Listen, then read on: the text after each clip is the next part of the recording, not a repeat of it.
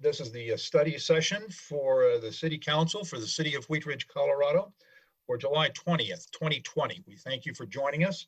We have a very interesting agenda tonight. Our item number 1 is Applejack Liquor STEP agreement. Our agenda item number 2 is homelessness issues in Wheat Ridge. And our agenda item number 3 is a noise ordinance. And then we will go into our staff and electeds reports. But first off on our agenda, as we are always happy to do, is to take public comment on any agenda items. So we are happy to hear from members of the public who have joined us on the Zoom format or joined us by telephone. We are going to open up our telephone lines. We have Mary Ann Schilling is assisting us tonight with bringing speakers in and out of our meeting, and I want to thank her for doing this job. Allison Scheck is out of town, so thank you, Mary Ann, for being here. And with that, we will start our citizen comment on any agenda item. Mary Ann, do we have anyone that would like to speak tonight under citizen comment on agenda items? We'll ask anybody who's logged in over Zoom to please raise their hand using the raise hand feature. Other than that, we have 2 phone numbers, and so I can call those out once we see if we have any raised hands. Terrific. So if you have want to join us on public comment, please use the raise hand feature in the Zoom, and that is located at the bottom of your screen. We look like we have 1 raised hand. It is for Nikki Reesing. Okay. Ms. Reesing, if you'll join us tonight, if you would please give us your first name and your last name, and if you'd spell your last name for us for the record, and then give us your address. You may continue on, and I believe we have a 3-minute time limit on this, so whenever you're ready to go, please continue.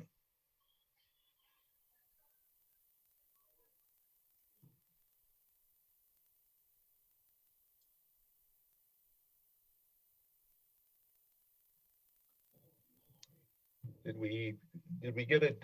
Are we still on Ms. Schilling? Just unmuting. I've asked her to unmute, so go ahead and speak if you would like to speak. Okay, can you hear me now? Yes, we can. Thank you so much. Perfect. Yeah, no problem. I also left a comment on Wheat Ridge Speaks on that website, but I just wanted to also talk. Is that okay? Yes, it is. Okay, great. So my name is Nikki Reesing. Address is 505 West 73rd Avenue in Westminster. I'm an advocate and service provider for those experiencing homelessness in Jefferson County. The homeless navigator positions are a much needed regional effort in Jefferson County. The decision to create 1 full-time position by combining the Wheat Ridge, Edgewater, and Golden roles is important to help support the regional effort. This will allow the navigator to provide better assistance to those experiencing homelessness in the given jurisdictions and better collaborate with the navigators already working in these roles. Homeless outreach assistance is professional work that requires specific training and expertise. To reach permanent rather than short-term results, outreach case managers must know the resources, have the training, and be provided with exceptional supervision. The main goal of successful homeless outreach program is to end street homelessness. Reducing and effectively ending homelessness has been proven to lead to many community benefits, most often seen in the decreased use of emergency services. Once people are housed, their use of emergency services drastically decreases, leading to less of a strain on the healthcare and criminal justice systems. Healthcare professionals, police, attorneys, judges, and whole communities can more effectively use their time and financial resources. In the midst of a global pandemic, it is ever more evident that housing is healthcare. As an expert in the field, it is my strong recommendation that the navigator position be subcontracted to a local nonprofit organization in order to better provide effective training, support, and resources. Nonprofits that have professionalized this much needed work rely on coordinated efforts between the private, public, and nonprofit sectors. This coordinated work is made more efficient and effective through the use of the HMIS system and the COC's coordinated entry, One Home. Many nonprofits working with those experiencing homelessness access these systems to coordinate services between providers and housing programs. Jefferson County currently has 2 organizations who are able to enter housing assessments known as VI-SPDATs into the One Home system. Both organizations mainly require that clients come to the organization's buildings and do not have the capacity to meet clients where they are. We know that the most vulnerable in this population has trouble getting to resources. Having an outreach worker team that is able to meet people outside in order to provide this assessment will lead to more people accessing housing programs, especially the most vulnerable. It's exciting to hit the ground running with a position like this so it can be helpful to work with community members who have tools and resources already in action. Front Range Outreach, or FRO, would make a great partner for this position. We could potentially provide safety and social training, coordination of services, HMIS access, etc. FRO is a nonprofit organization I founded a few months ago, a 501c3 incorporated in the state of Colorado, and a member of the Metro Denver COC with HMIS training and access. During the pandemic, FRO has been conducting various homeless outreach services in Jefferson County, including providing outdoor survival supplies and necessities, assisting clients with accessing physical and mental health care, providing Narcan for drug overdoses, assisted people in accessing safety and criminal justice systems, administered VI SPDAS, and coordinated with the HMIS system. FRO is prepared to expand and meet the challenge within the county to end street homelessness. As a nonprofit with expertise in homeless outreach services, Front Range Outreach is in a unique and active position to provide expert staff with years of experience, specialized trainings, established community partnerships, and successful outcomes. Thank you for your time. Thank you so much, Ms. Rising. Ms. Schilling, do we have another member of the public who would like to speak? We don't have anybody else who's logged into Zoom. Oh, we do have Kayla Garcia. Kayla, I'll allow you to talk. Okay. Ms. Garcia, please introduce yourself and give us your address, and you may continue. Hi, my name is Kayla Garcia, and I am with Rocky Mountain Bottle Company. And so thank you for having us tonight. As I mentioned, I'm Kayla Garcia, and I'm our Community Affairs Manager for Molson Coors Beverage Company, here on behalf of Rocky Mountain Bottle Company, otherwise known as RMBC. Also joining me tonight on the call is Bob Hunt, our Director of Government Affairs, and Kevin Pooley and Andrew Truitt with Moran and Associates, leaders in environmental noise control engineering. They are experts and partners in the field that we have retained throughout the years to ensure our facilities are in compliance with various state and local sound and noise ordinances. At RMBC, we are one of the largest glass bottle producers in the country. We produce 1 billion bottles annually, average of 3 million per day. And we are also one of the few glass plants in the country that still processes recycled glass on site. We produce 1.2 billion recycled bottles annually, using 81 tons of recycled glass per year. This is a result in less demand for energy, reductions in CO2 emissions and greenhouse gases, the promotion of jobs, and saving and conserving our natural resources. So I want to thank you for giving the opportunity to be here tonight and to listen. As we continue to get comments throughout the evening, our goal tonight is to really listen as all of our neighbors and our city council members might share different concerns regarding noise. For the past 50 years, we are proud to make Wheat Ridge our home, not only for our glass plants, but for our employees who live and work here. And so we take concerns very serious, which is why we have our experts in noise present to continue to help us listen and learn and to collaborate together. So as we continue on, I would like to also extend the invitation to further connect one-on-one outside of this session with residents that might continue to want to be part of the solution in the future. But again, I'm Kayla Garcia, Community Affairs, and excited to be here tonight. Thank you very much, Ms. Garcia. Glad to have you and your team joining us tonight on the call. Ms. Schilling, do we have another caller from the public that would like to comment on an agenda item?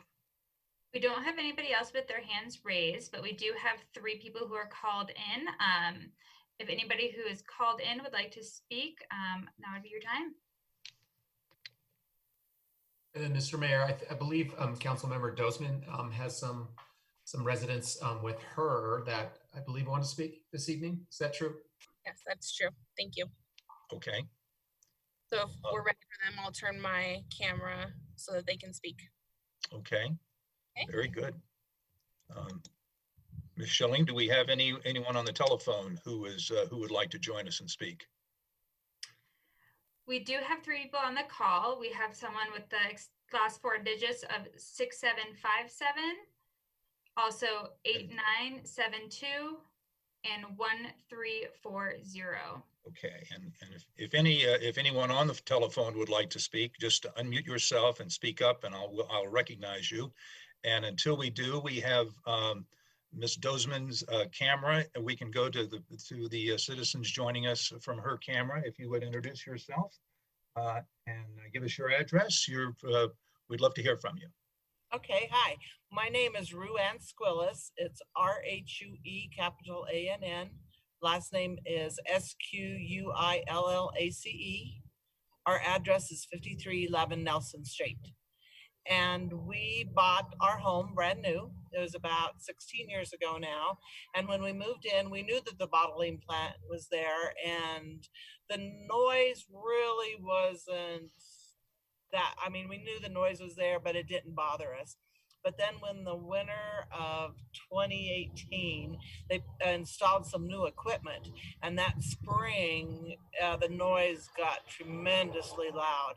And that's why we thought if you guys could come to the meeting with us tonight, you could hear it. But of course, the wind's blowing from the north. And so it's not nearly as noisy tonight. If it was this, like all the time, we would be happy.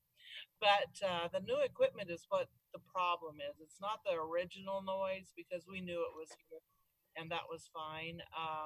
We love our home. We love our neighborhood. We love our neighbors. Don't want to move. We're afraid to even find out about moving if we wanted to because of the home values. We don't know if our value of our home would be as much as without the noise as with the noise. But yeah, we're just asking Coors to maybe try to help. And we've understood that maybe they've installed something to make it a little quieter, but we haven't noticed it sometimes.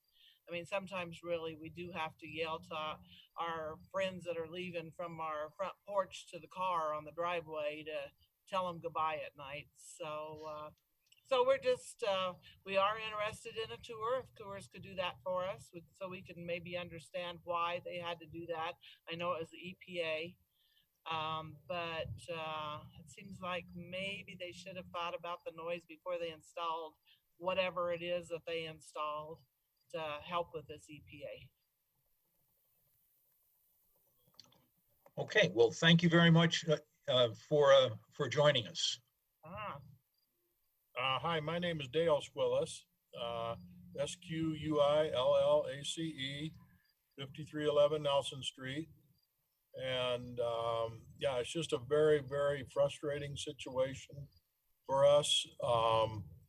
The plant goes 24/7. It never, ever turns off. Right now, it's fairly quiet because there's not a lot of wind, but if the wind's blowing out of the south to the north, it's just, you can't even talk outside. We used to be able to leave our windows open at night to sleep. We enjoyed the summer breeze, and that's impossible now. Seems like the later in the evening, the louder it gets, like 9, 10 o'clock, 11 o'clock. It's just really, really, really loud. And it's frustrating for us also. Like, you go outside on Christmas morning and what do you hear? That stinking plant making that noise on Christmas morning. It's never, ever, ever quiet. And it's just very, very frustrating. And supposedly, like my wife's just said, they did something to quiet it down, but we have not noticed anything at all. And we're a good 150 yards away from the plant. And back when Larry Matthews was our guy, he had his decibel reading out here, and it was almost 80 on my front porch. And he was saying it shouldn't be louder than about 60, 10 feet from the property. So I'm thinking that it's way, way louder than what is allowed. And it would just really be a nice thing to get it quiet down for us so that we can enjoy our home, enjoy our backyard, our patio. And not having to hear that constant hum. So thank you for listening to me. Thank you very much for joining us tonight. We'll be talking about our noise ordinance later in the meeting. Ms. Schilling, well, I think we've gone, is there anyone else in the public who has not spoken tonight who would like to speak on any agenda item? Now is your opportunity before we close this portion of our meeting. If you would like to speak, please unmute yourself and give us your name. And I see someone on the phone, the last four digits, 6757. Would you like to speak tonight? Hi, this is Mo Keller. Can you hear me? Yes, ma'am, I can. Please, Great, thank you. please introduce Yes, yourself and continue. Okay. I'm Mo Keller, and I live at 4325 Iris Street in Wheat Ridge. And my husband and I, Steve, we've lived here 42 years. We bought our house when it was a very different situation. It was very rural, and we love that rural feel. And over the years, there, of course, have been a lot of changes. We recognize that, and we know we'll never get the quiet in our neighborhood back again. We have a business that has opened up 9 years ago that has been very difficult for us to be able to enjoy our properties and our quiet in the evenings. And so we're hoping that the noise ordinance before you this evening will be helpful for us to mitigate the sound. We know we have to listen to the music, but we don't have to listen to it that loud. And so we are hoping that you will be able to assist our neighborhood by placing inside the noise ordinance a decibel reading that can be uniform. It would be uniform throughout the city. It would be something that businesses could comply with, that the police would be able to have a standard and a base for which they can measure, and we will have some relief. But what we're really appealing to you for this evening is just some relief, some recognition that we should not have blaring music Friday nights, Saturdays, Sundays, all through the summer. And frankly, the sound system is on until midnight as well. But anyway, it would be that's daily. It would be very helpful if you could help us out, and we're really counting on you, and we're pleading with you to update the noise ordinance to what some other cities have done. Arvada's is just excellent. They have a very good ordinance, noise ordinance, and I would recommend you to that. So thank you very much. Thank you very much for joining us tonight. Is there anyone else, a member of the public, who would like to speak during public citizens' right to speak in this on any agenda item? Now is your opportunity. Please unmute yourself and introduce yourself. I think Ms. Dozman, did you have another? Yes, Mr. Mayor, I have one more speaker. Thank you, Ms. Dozman. Please bring them into the screen. Good evening. Thank you for joining us. Please introduce yourself and give us your address, and you may continue speaking. Sure. I'm Susan Shakesnyder, SCHEXNAYDER, and I live at 5317 Nelson Street. And we did not buy the home brand new, but we've been here for 11 years now. And when we first moved in, the bottling plant was there. The noise was pretty minimal. We didn't notice it, and we could sit out front. We could sit with our neighbors and enjoy, you know, a cocktail or visiting. And it just seems like the last couple years, it's gotten to be where when we do, you know, do stuff out front or even in our backyard, it's so loud that we find ourselves yelling and can't hear each other. And I guess what we would ask is that, you know, some kind of mitigation be done. But what we think might help to show, you know, how loud it is if you put a decibel reader maybe at the end of the neighborhood and measured it for a couple weeks at different times of the day, so you could see what we're talking about. Because there are times where it'll be less noisy, and then there's times when it's so loud you can't hear each other talk. So just an idea to maybe capture some data so you can see what we're talking about. Thank you. Thank you very much for joining us. We appreciate your comments. Ms. Dozman, do you have any other speakers that you would like to bring into the conference tonight? We do have a couple other neighbors sitting here on the driveway with us, and Councilmember Nosler-Beck and I had visited with several last week, and actually the week before last, and they are all in agreement. They don't all necessarily want to speak tonight, but we have talked to about 10 to 12 neighbors in this area, so it is an ongoing issue, and I thank you for giving us the time to speak. Thank you very much. Thank you to the speakers in that neighborhood who have joined Ms. Dozman up there. We appreciate you all being there. And this is on our topic for this study session tonight. So do I hear anyone else from the public? Otherwise, we're going to close our citizens' right to speak. Is there anyone else who would like to speak at this time on any agenda item? Please speak now, or we're going to close that portion of our meeting. Mayor? Yes, yes. I was hoping that I could ask for consensus from council to read a letter that was received today from one of our District 4 residents. Without objection, please proceed, Ms. Nosler-Beck. All right. Dear Wheat Ridge Mayor and City Council members, we would like to express our concern with noise level of the Miller Coors plant located at Miller Street and Ridge Road, and we were not able last year when things changed for the worse. At Ms. the time, the Nosler-Beck, plant installed some new equipment. your audio is. I'm going to stop the video because it. Can you hear me now? Yes, I can hear you well now, Okay. but you may want to start. I'm not using so much. I'm not using so much bandwidth. Gotcha. So I just explained. This letter is from Lance and Kathy Carpenter. They're at 5318 Nelson Street, Wheat Ridge 80002. And they are on vacation, so they submitted this letter.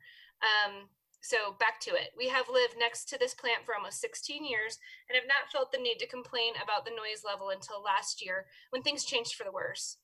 At that time, the plant installed some new equipment on the Ridge Road side of their property that greatly magnified the original noise level, and it has now become unacceptable.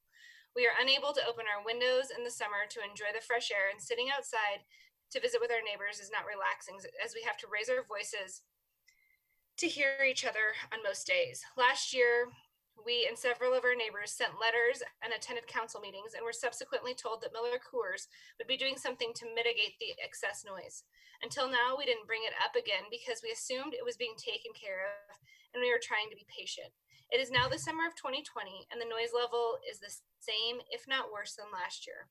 We realize that some people are of the opinion that we should just deal with it.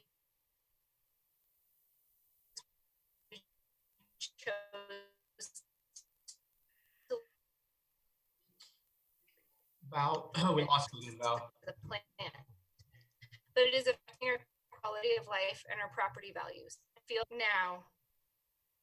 How's it going now? Can you hear me? I can hear you now, yes. Okay. I don't know when you lost me, but I'm going to start here on this last paragraph, and then I will Okay. circulate this letter too. I think that would be good. When we built our home, we knew that the plant was here, and we were very aware that it put out a discernible but low humming sound almost constantly. This noise was minimal and something that we were willing to live with, so we thought nothing of making our home there. The new noise that the plant now constantly emits is completely unacceptable, and we never would have purchased a home at this location had it been at this level at the time. Please help us figure out a resolution to this problem. We would be so grateful. Respectfully, Lance and Kathy Carpenter. And I'll circulate this as well, Mayor. Thank you very much. And thank you for reading that on behalf of the Carpenters. And I appreciate them joining us during the meeting by letter. Is there anyone else from the public who would like to speak this evening on any agenda item? We are still in our citizens' right to speak and would love to hear from you. But if you want to speak, please unmute yourself and ask, and we will let you speak. Hello? Yes, please. Hello. We have little feedback coming from This your is audio. Steve Keller. Can you hear me, please? Yes, sir. I hear you, Mr. Keller. Please continue. Oh, thank you for the opportunity to speak. And I wanted to raise just a couple of points that Mo did not. And this does have to do with the noise ordinance. I'm really sympathetic with the people at the bottling plant, by the way. I didn't know that was so bad.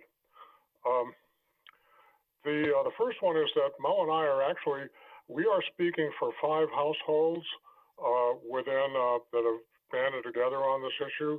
We're all within 1 block of noise source at Independence and 44th. The particular thing that I wanted to address was that there is a, I guess what we might call a loophole in the noise ordinance, that the ordinance specifies that unreasonable noise shall not continue more than 15 minutes without being subject to the ordinance. In other words, being impermissible. The noise source, the owner of the establishment told us in person and on June 23rd and told the Wheat Ridge Police Department on July 4th that he was going to interpret the ordinance to mean that he could have his bands play loud music for 15 minutes, take a break, play for 15 minutes, take a break, and so on. And he actually proceeded to put that plan into effect. We had a long discussion with the 2 patrol officers who were very professional, but they consulted their sergeant by phone, and we were surprised that the Wheat Ridge PD, at least on that night, appeared to buy that interpretation. We strongly object to this off-again, on-again interpretation of the noise ordinance, and we think that it's a bad faith attempt to evade the intent or the spirit of the ordinance. A common sense interpretation would read otherwise. Anyway, well, thank you very much for hearing both of us, and that's all I have. Thank you very much for joining us, Mr. Keller. Is there anyone else from the public who has not spoken who would like to speak tonight on any agenda item? You may do so now. Please unmute yourself and speak, and I will recognize you.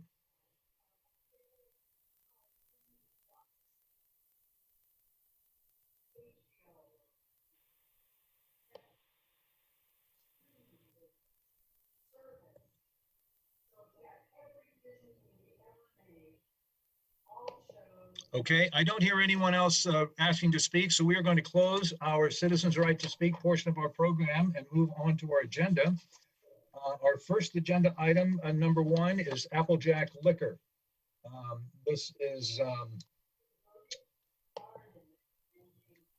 just a minute, I pulled up the wrong one here. Applejack Enhanced Sales Tax Initiative Program, and Mr. Goff, we have a staff presentation on this, I believe. We do. We'll start, Steve Art, our Economic Development Manager, is on the line, and we'll start with him, and he'll introduce our applicants. Okay, Mr. Art, nice to have you with us tonight. Please continue. Thank you very much, Mr. Mayor, members of the City Council. Tonight, we come before you at the study session for consideration of an enhanced sales tax incentive program. We call it the STEP program through the city. It's in our Code of Laws, Chapter 2273, which allows us to rebate back a portion of or all of a sales tax incentive, enhanced in sales tax back to a business over a certain amount of period of time for a certain amount of dollars. We had a request from Applejack Wine and Spirits out at the Applewood Shopping Center on Youngfield and 32nd. They plan to do a full remodel of their store, and in fact, with us tonight is their CEO, Jim Spall, and Tony Ryerson, the Vice President from Fios Capital, who can detail more of the specifics of the project. But within this program we're requesting tonight, we would come to you at a future public hearing to hold that public hearing to approve STEP for a period not to exceed 10 years or $990,146 in enhanced sales tax back to Applejack. Applejack has been in business in the city of Wheat Ridge for many, many years. I believe it was 1963 that they first went into business and have been working steadily on there, one of our largest sales tax producers, very successful business in the city. They just need to do some rebranding, re-enhancements of their business, and they plan to do a full exterior and interior improvements to the building. I'll let them detail that. If this does move forward, again, we will come back to you at the April 10th meeting, it was, Patrick, that we would provide an agreement to rebate back that enhanced sales tax for that period of 10 years. With that, I would like to introduce to you Jim Spall, the CEO of Applejack Wine and Spirit. They do have a PowerPoint, and they're going to be sharing the screen with us. So, Marianne, I hope they have been provided permission to share that screen there, and we'll go from there. Mr. Spall, it's all yours. Thank you. Thank you, council members, Mayor Starker. Appreciate the opportunity to be here today. I'm also here today with Tony Ryerson, who will do much of the heavy lifting in this presentation. I'm currently the CEO of Applejack Wine and Spirits and an owner of Applejack Wine and Spirits. I've been with the company since 1994, and I wanted to just give you a brief history about Applejack. As Mr. Art mentioned, Applejack started in 1961, where the old used to be, and it was owned by a gentleman named Herb Becker. My father-in-law purchased the business from Mr. Becker in 1980, and I arrived on the scene in 1994. So in the nearly 60-year history of Applejack, there have only been 3 people who've run the business. Mr. Becker, my father-in-law, Alan Fries, and myself.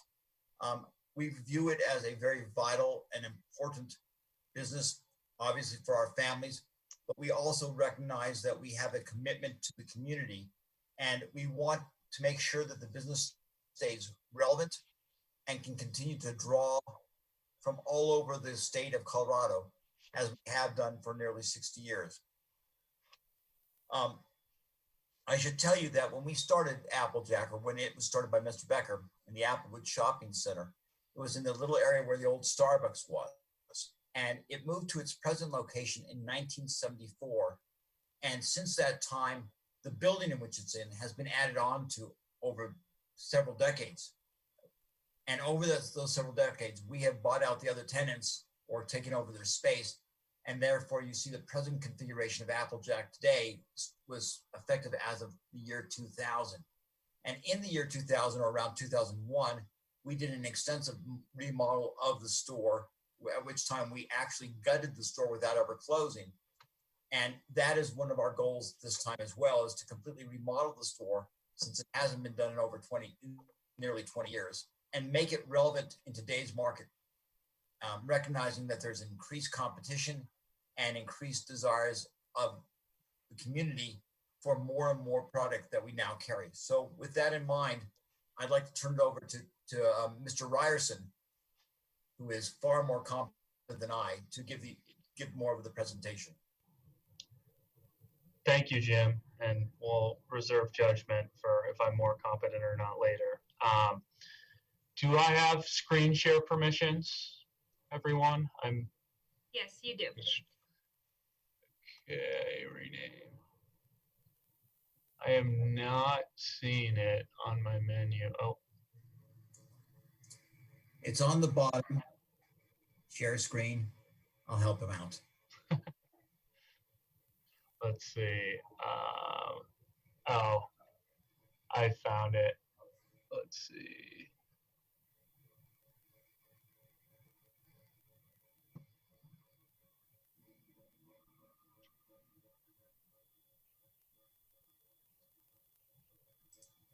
There we go. All right. Perfect. All right, can everyone see my screen? No. No, no, we've just, there, okay. Oh, now. Okay, there you are. All right. Thank you, everyone, for bearing with me on that. Very good. All right. And is the screen now the full screen view, or is it still in the PowerPoint format? Still in PowerPoint format. Okay. I have to move my screens.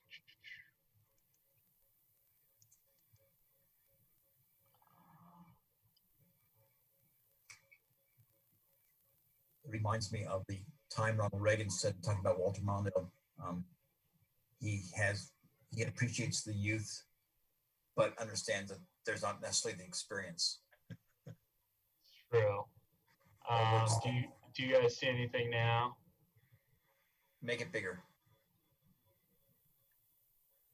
And Tony, that original view was fine, I think. Okay. Well, I'll just go back to that. It's populating on another screen. Anyway, can everyone see the slides now? Yes, we can. Thank you. Okay, perfect. Thank you all. Yeah, so to provide a little more context from what Mr. Schwal provided. So there's a lot going on with retail right now, and this was happening pre-COVID-19. It's continuing to happen now, and the retailers that are successful are evolving with the times. So we've obviously seen the Amazon effect over the last 2 decades. More and more people want delivery. They don't want to leave the comfort of their home. They want to use a website to order goods and services. They want it fast, easy, and convenient. So we've spent a lot of time investing in our website and our delivery services and many elements of the business to serve delivery and go beyond brick and mortar retail. What we've seen in particular over the past 4 months with the unfortunate advent of the COVID-19 pandemic is that consumers now are really focused on curbside pickup as well. And this business was a very, very small piece of our overall operation 4 months ago, and is now a major piece as people, depending on their health conditions, may or may not feel as comfortable coming into a store with many other people. So we've really put this new focus on being an omni-channel retailer, where we need the brick and mortar that we've always had, the great staff that we've always had, and the customer service, but we also need these additional channels, primarily being our website and the outlets for our website being delivery and curbside pickup. We realize too, with the more millennial tech-savvy consumers, unlike myself, you need an app as well. So we have scoped out an Applejack app and have plans over the next 6 to 12 months to roll out an app as well. What we're seeing, in the brick and mortar itself is consumers are more and more preferring experiential retail. And to us, for a wine and spirit store, I think we've had many elements of that to date, but not all of them. When it was safe and times allowed it pre-COVID, we would have tastings.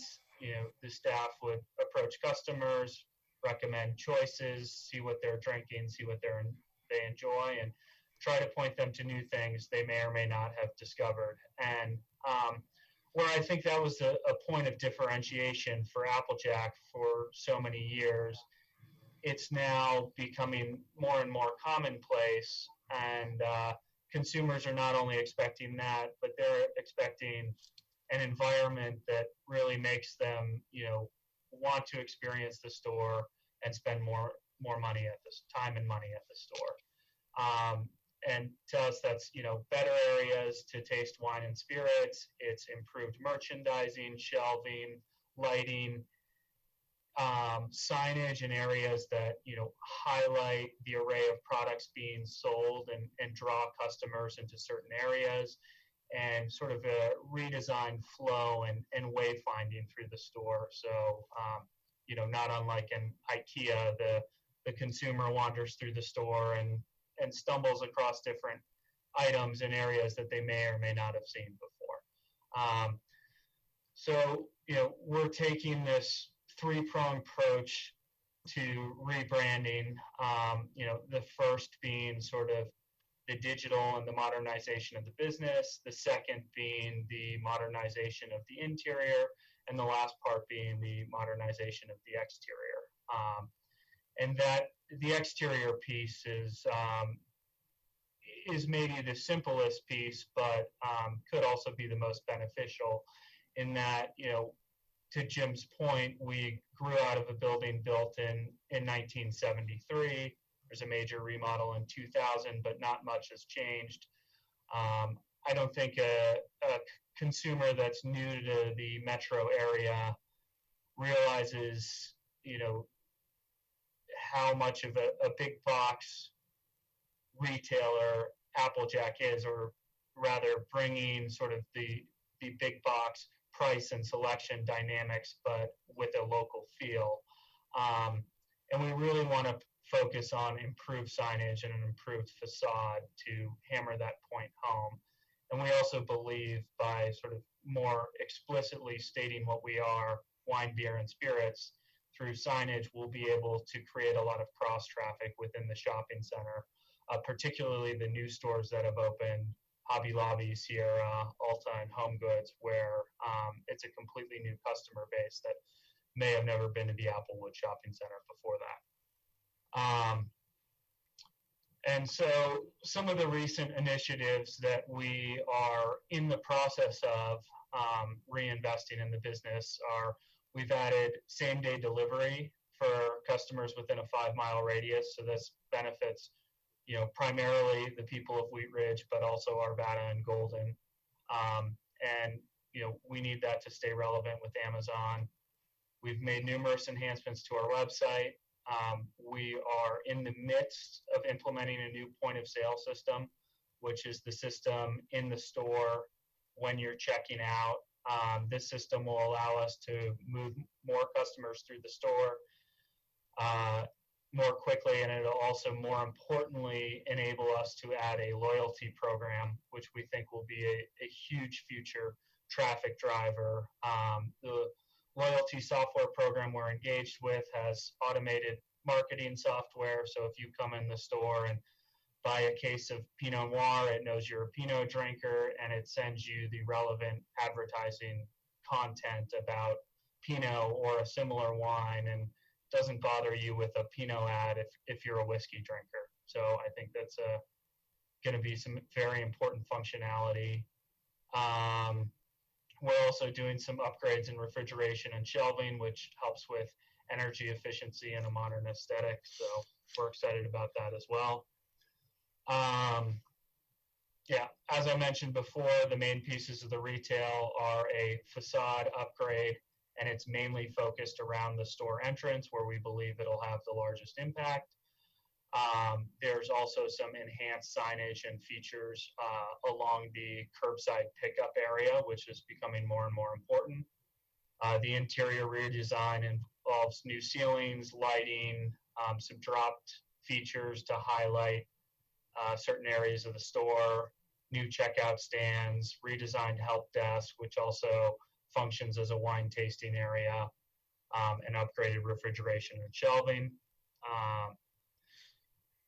As far as the economics of the project, the whole rebrand modernization initiative, which started in earnest last year and we hope to finish by 2022, will cost us about $6.5 million. The construction upgrades are the bulk of it, but there's a significant amount of software upgrades, delivery upgrades, which includes our fleet of vans, warehousing to store the product and fulfill delivery and will call services, the consumer app, and advertising to highlight what we're doing. And within this budget, we are, as Applejack, we're responsible for over $4 million of it. We have worked a deal with Regency Centers, the landlord of Applewood Shopping Center, to put in $1.35 million. So we're well aligned and partnered there. And we're hopeful that through the STEP agreement, the city of Wheat Ridge will help us with the other $990K over the 10-year period. And obviously we're ready to upfront that cash cost and hope that some of the benefit comes to us over time as we increase sales tax revenue. And these next few slides are just a walkthrough of some of the renderings we have. So we've engaged Davis Partnership Architects. They're a firm based in Rhino. They've done a multitude of great projects around the Denver area. And so what this shows is the front entrance to the store. And we really believe that by raising the facade a bit, one will be able to create more cross traffic within the shopping center, which should be beneficial to all the tenants within Applewood Shopping Center, as well as the city. By actually showing that we sell wine and spirits, you know, it may be business 101, but I think historically Applejack has been the preeminent liquor retailer within the metro area, and everyone has grown up knowing what it is. As we get more and more transplants from out of state, that's less and less the case, and saying we're a wine and spirits shop rather than, you know, people guessing what Applejack is, we believe will have a real impact on sales. The next rendering is just a little more detail of the front here. We have this nice metal paneling. The raised roof structure is sort of a beacon to draw people in.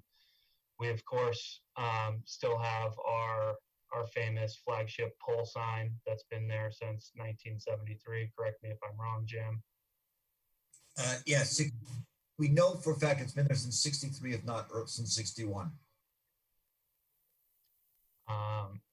And this next slide is, this is the east-facing exposure of Applejack, and just sort of more modern metal paneling, some more signage, and then in the bottom of the slide here is, I think, what's becoming more and more important, is the curbside pickup. And we've had a lot of confusion over the last 3 months as to, you know, where customers should go to pick up their order, and signage helps. And we've printed out a bunch of, you know, standalone A-frame plastic signs, and those only go so far. So really delineating that in this post-COVID world, we believe is important. Now, Before you go on, one thing, go back for one, just thanks. You'll see that we're still working on it and making the design, enhancing it as we go along. So, for example, in the first picture you saw, where the Applejack sign is at the entrance, it was a jug. We've streamlined that and made it into our current logo instead. So you know, we're going to continually modify this and improve it as time goes by. But we think this properly portrays what our goals are at this point. Great. And I'll jump into the interior. So these are some initial renderings we have. This is the new look customer service desk. You know, it looks more like a high-end wine store, and has this nice wood feel. It's a look that we want consumers to be comfortable spending time there, chatting with our experts, and, you know, experiencing the world of wine, beer, and spirits. You know, while also keeping sort of the core proposition of Applejack, which is great selection, great prices, and great customer service. Here's another angle of the new customer service desk, and you can see the windows and great light that we already have, but is sort of enhanced by these drop ceilings, new lighting here, new merchandising displays. You know, we believe this all helps keep the consumer in the store longer, adds to the cart size, and creates a better experience, which will create more loyalty and more sales over time. And this is the last little rendering of it. So anyway, yeah, sort of in conclusion, we believe it's necessary to upgrade Applejack holistically to compete with, you know, one, the trend to online retailers such as Amazon, two, we're seeing more and more competition through the greater metro area with mega stores popping up in the past decade. We now have Molly's, Tipsy's, and a Total Wine and More. And, Applejack is over 20 years since the last remodel and needs some update to stay relevant in the mix of those stores. We need to focus our efforts on curbside because hopefully we have a vaccine here soon, but we don't know how long this pandemic will last, and giving the consumers more options where they feel safe and comfortable is of the utmost importance. So with that, we're happy to open it up to any questions. Thank you very much, Mr. Ryerson. Let's see, Mr. Art, does that concludes your presentation, correct? Yeah, that pretty much does. I just want to emphasize that it's going to be about a $6.5 million investment into our community, of which Applejack is going to invest $4.1 million, Regency a little over $1.3 million, and we will fill in the final at $990,146. After these completions are done, we truly believe the new branding, the new store look will increase sales, at least initially after construction, of just over $99,000 and grow over the 10-year period to max out at about $275,000 of additional sales tax. Right now, the local sales tax in Wheat Ridge is 3.5%. 1/2 of that cent is dedicated to the 2E bond funds. So they would be eligible for the 3% is what we're recommending, the full 100%, 3% of the sales tax rebated back to them annually. That's it, Mr. Mayor. Thank you. Okay, thank you very much, Mr. Art and Mr. Ryerson and Mr. Spall. Thank you for your presentation. Mr. Ryerson, I might ask you to please stop sharing your screen so that we might get a full view of council. Thank you so much. Okay, we will open this up to questions from council. Please raise your hand. Ms. Dozman. I just have a question about the facade. Is it going to be matching the new construction in that area? Yes, I don't know if it's exactly the same material per material, but the intent was to match the new look of this year Hobby Lobby Home Goods. We did have a pre-app meeting with this group and the architecture firm prior to anything. And that was a big concern of staff, was to make sure that it matched that overall look of the center, and it very much does. Thank you. I might ask you, Mr. Ryerson, what's your schedule look like in terms of timing on this project? So it's complicated, and I wish I could give you a perfect answer. We have construction crews lined up and ready to go as soon as we get through the permitting process. It's Mark Young Construction. We've already bid it out with them. We've worked with them. They're great. They're ready to go. With that said, it's very difficult for us to remodel during the holidays from, call it November 15th through the new year. The store and the shopping center are extremely busy, and we don't want to undertake the project then. So depending on how quickly we can get the permitting process, we may be able to start some elements of it this year, but I would expect the bulk of the project to occur between January and May of next year. Thank you. Questions from council? Ms. Hoppy. Thank you, Mr. Mayor, and thank you for the representatives from Applejack to be here. I think it's important, and I'm actually excited to see that design congruency through that entire shopping center. I think that the shopping center itself is needed updated for a long time, and now with the new Starbucks and then the new anchors on the other end, I think this would be a great addition.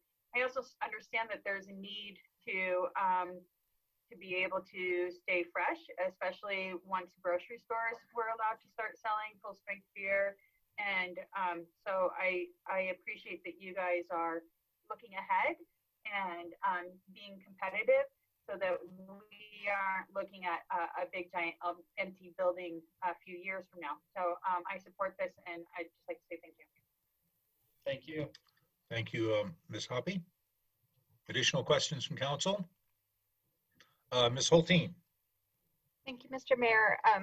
Like Ms. Hoppy just said, I'm really excited to see this reinvestment in our community, and I hope it continues to inspire more refreshing along that corridor.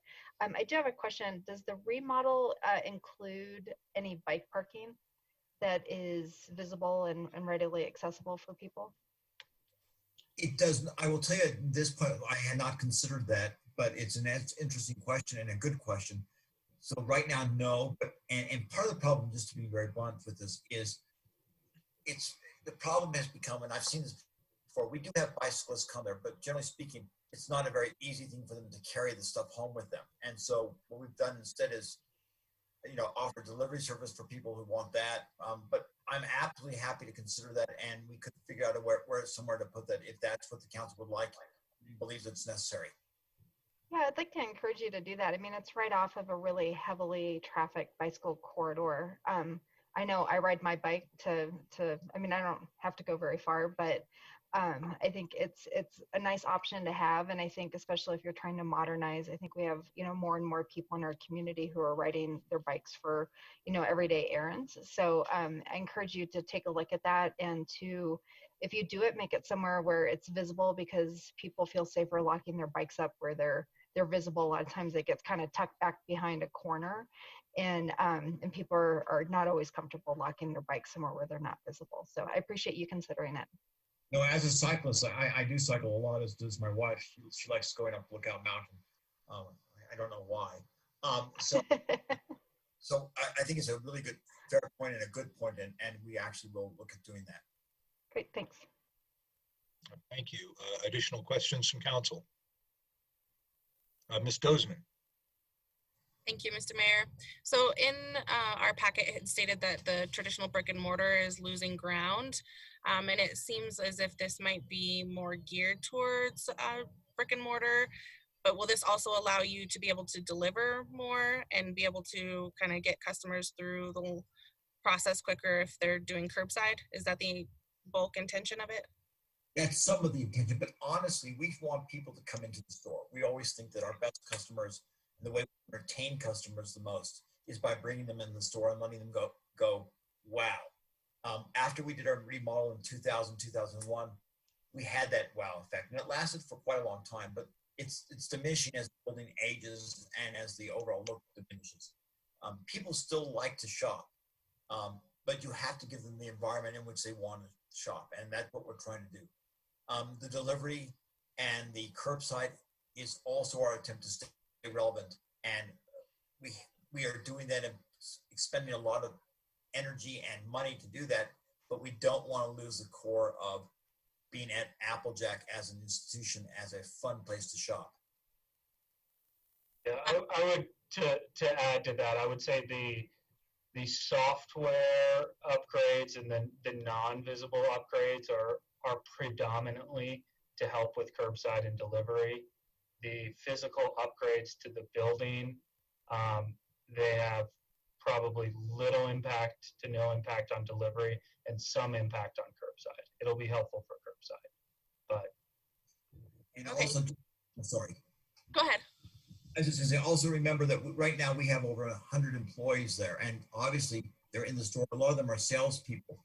And so to get people to come in the store versus just going online is a key goal of ours, because we believe that having that staff on hand can help people, and obviously they'll buy more. Yeah, so I also noticed some of the experiential programming. So you had said or discussed wine tasting. Would that require a different kind of licensing if you're going to be allowing people to taste test? Well, actually, it does and it doesn't. It does require, the licensing is approved by the state of Colorado and by the city of Wheat Ridge, and we have obtained those licenses from the city of Wheat Ridge, which is paramount. And so it's a little bit different, and we have to make sure that we comply with all the rules, both of the state and of the city. We have the license currently that allows us for, I think, 165 days of tasting a year, and that's the most you're going to get as a retailer. We cannot do it right now with COVID-19 because it's not safe. Thank you. Mr. Stites. Thank you, Mr. Mayor. And I agree with Ms. Hoppy and Ms. Hulteen. I think this is a good project and something that'll be Wheat Ridge for a long time. 2 questions. And I might have missed it in the packet, is the landlord helping out with any of the improvements at all as far as the shopping center? And are you guys seeking any other avenues as far as funding goes? I know there's grant programs available. The landlord is helping out, but we're getting tenant allowance from them. But I would also explain that there's no such thing as a gift from them. We had to agree to an extension of the lease and raise our lease terms. We're paying more in rent now. And I should tell you that the agreement with the landlord is still not finalized. Regency is great to work with, but they're a little slow. But it's close. I mean, it's been agreed to and all that, but no, we are getting money from them as tenant improvement allowance, but we effectively will pay for that over the term of the lease. And we are not getting any other grants or any other money from any other source. And to clarify, their current investment through tenant improvements is 1.35 million. Right. So they're heavily participating. Thank you. Yeah, so overall, the city's contribution, if council approves this, is 15% of the total investment into the project, which is kind of where we like to stay, somewhere below 20%, that making sure that the city's not contributing more than that, so that there's equity provided by the property owner and others. So we're at about 15%. Would this project be eligible for like the business district's Facade Plus program or anything like that? If they applied. I'd have to look at the code again. I know SSTEP, if you get SSTEP, you're not eligible for our business development zone program. I think you could be eligible for a facade program in addition, but you know, if the city council is going to approve sharing 100% of their increment, I wouldn't recommend that other grant programs help this, because we are giving them full max increment. Thank you. Thank you. Mr. Urban. Thank you, Mr. Mayor. I really appreciate the presentation, and I'm excited about these improvements.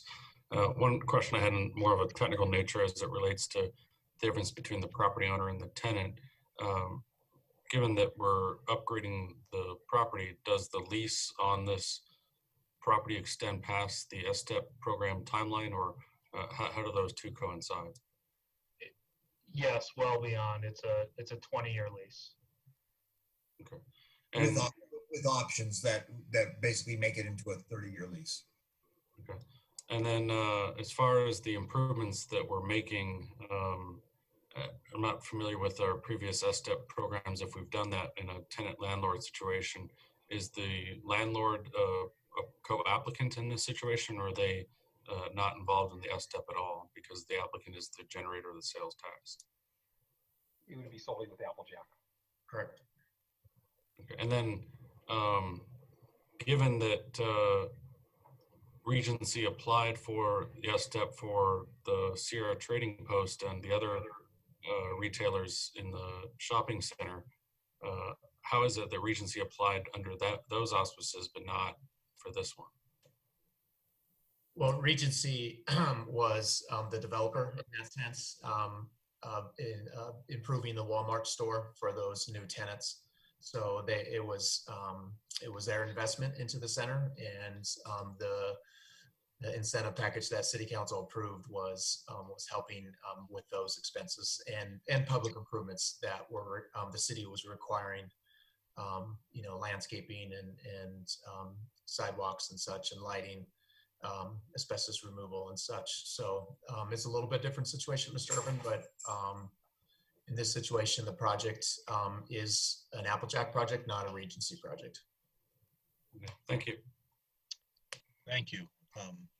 I had a question. Does your parking count change at all, more or less? It does not change. Okay. Darn. I wish it would. There's just no more room there.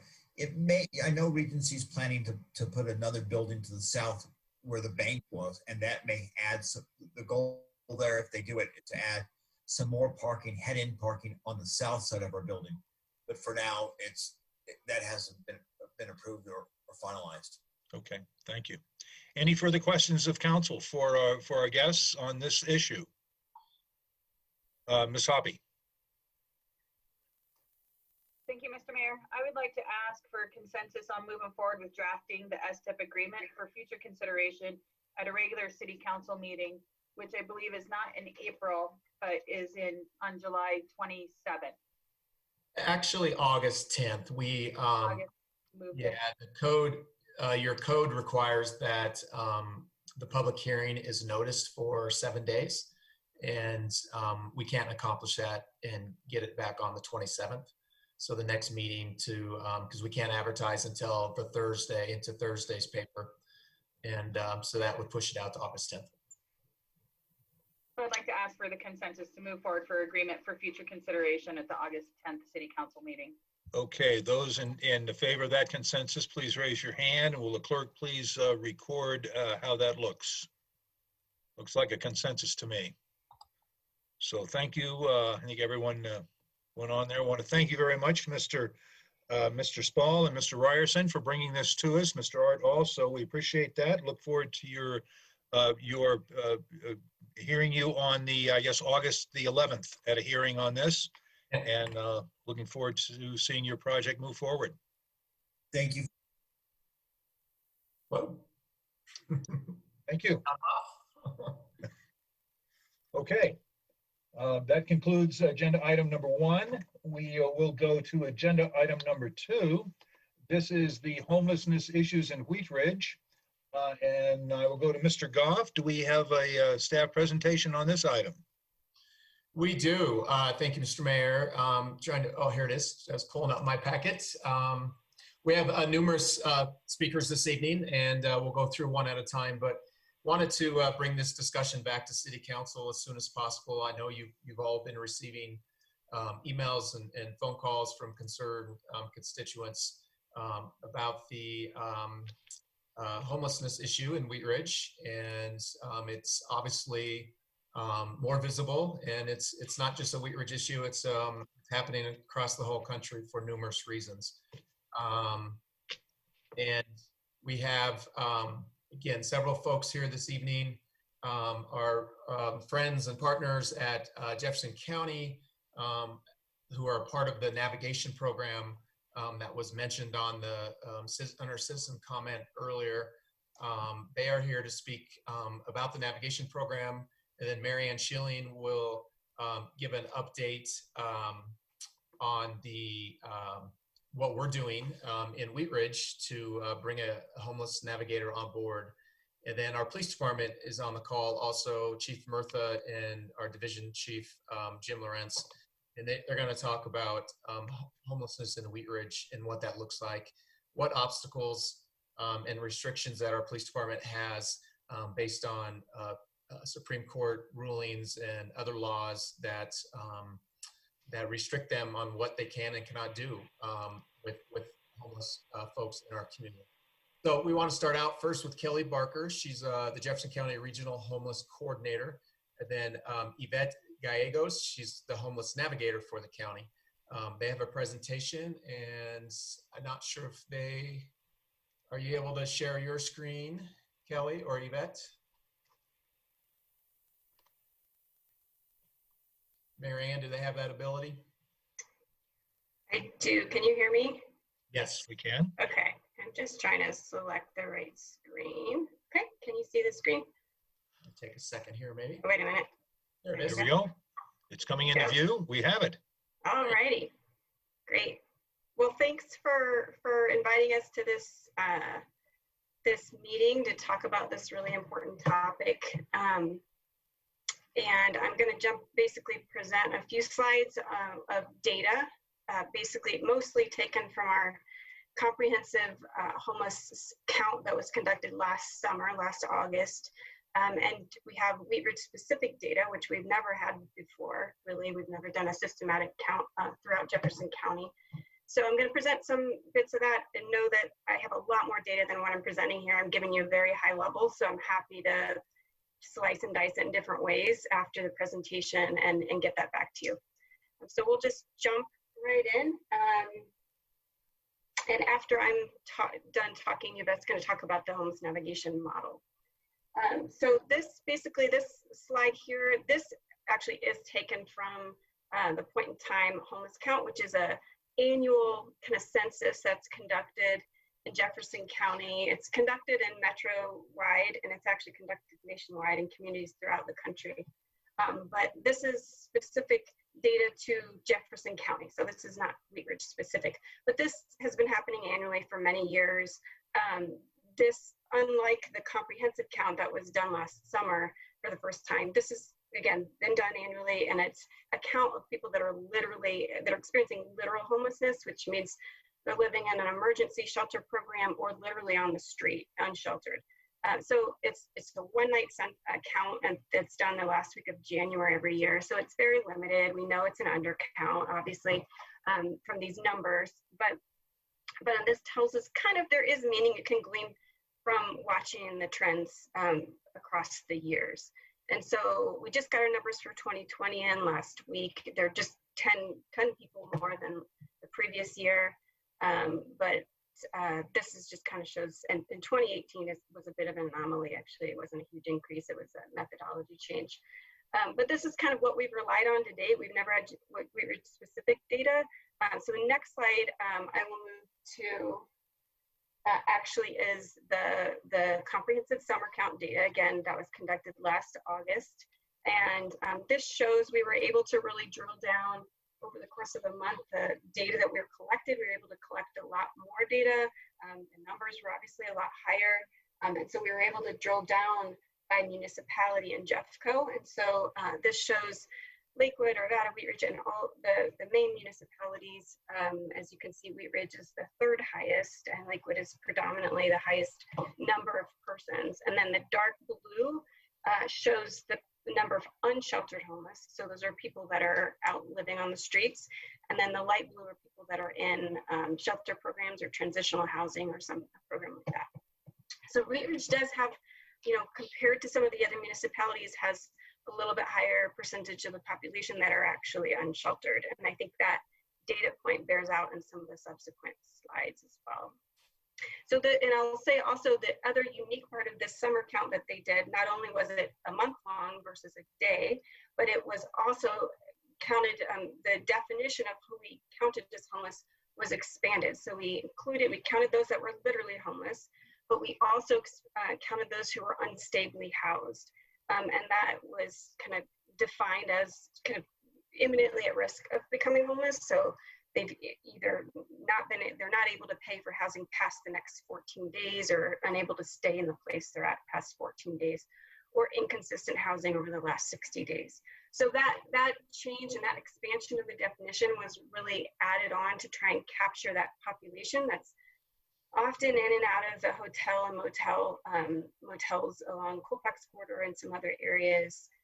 So we got good data on that for the first time, which is really unique for a community to have the data on that. So I'll move on to the next slide, homelessness in Wheat Ridge specifically. So this shows kind of what the split is and the different experiences of homelessness, you could say. So there's chronic homelessness and then literal, which I just mentioned earlier, which is literal on the street or in a shelter program. Chronic is an actual subset of literal homelessness. So if you're chronically homeless, you're literally homeless. But it's important to track chronically homeless because these are often the folks that use our emergency systems at the highest rates. They're often the visibly homeless individuals. So this is what people often think of when they talk about homelessness, even though it's generally 20% is a very typical rate across the country and across communities. 20% is generally what chronically homeless individuals represent of the whole homeless population. And they often, they're more visible, they have a disability, and they've been homeless for generally a long period of time, at least 1 year continuously, or 4 times or more in 3 years. So this population is a population that when targeted for housing and prioritized, you can really see an impact on your overall emergency system and law enforcement and all of that. We have very few resources for this population in Jefferson County, I should say. And then the at-risk population is folks who I just mentioned in the previous slide about folks that are unstably housed, that are staying with friends or family or paying at a motel or hotel, and that they're just like, they can pull up, you know, and pay enough money for one night, but maybe not the next night. And so they're just kind of in and out, in and out. Family and friends, maybe they're couch surfing around at different places, and then maybe they're unsheltered for a week or something and just unstable. So I think what's also interesting is the sleeping location. For Wheat Ridge in particular, the highest number of people were unsheltered and living in their vehicles. And then below that are hotel, motel, subpay, and with friend or family. So folks that are at highest risk, most vulnerable, are those that are unsheltered and living in their vehicles. So, and I'll say too, the full definition of these different types of homelessness is in the comments of the slides themselves. So, okay, yeah. Okay, so homelessness by household type. So again, this is taken from the CompCount data, and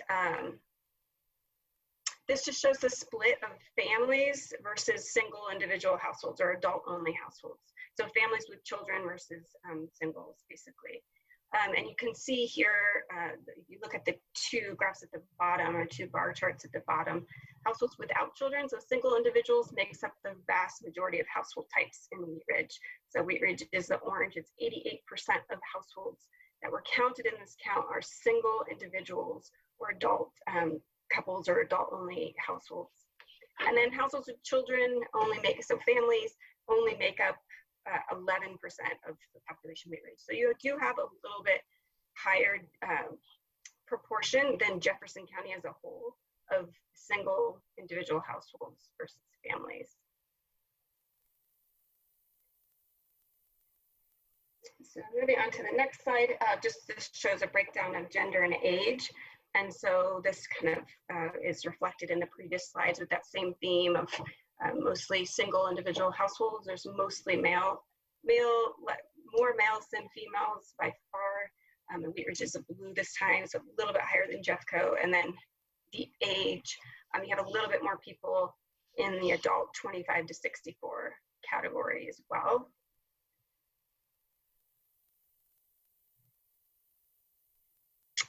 And then race and ethnicity. So this slide shows two things. It shows what the demographic breakdown in terms of race and ethnicity is for Wheat Ridge specifically.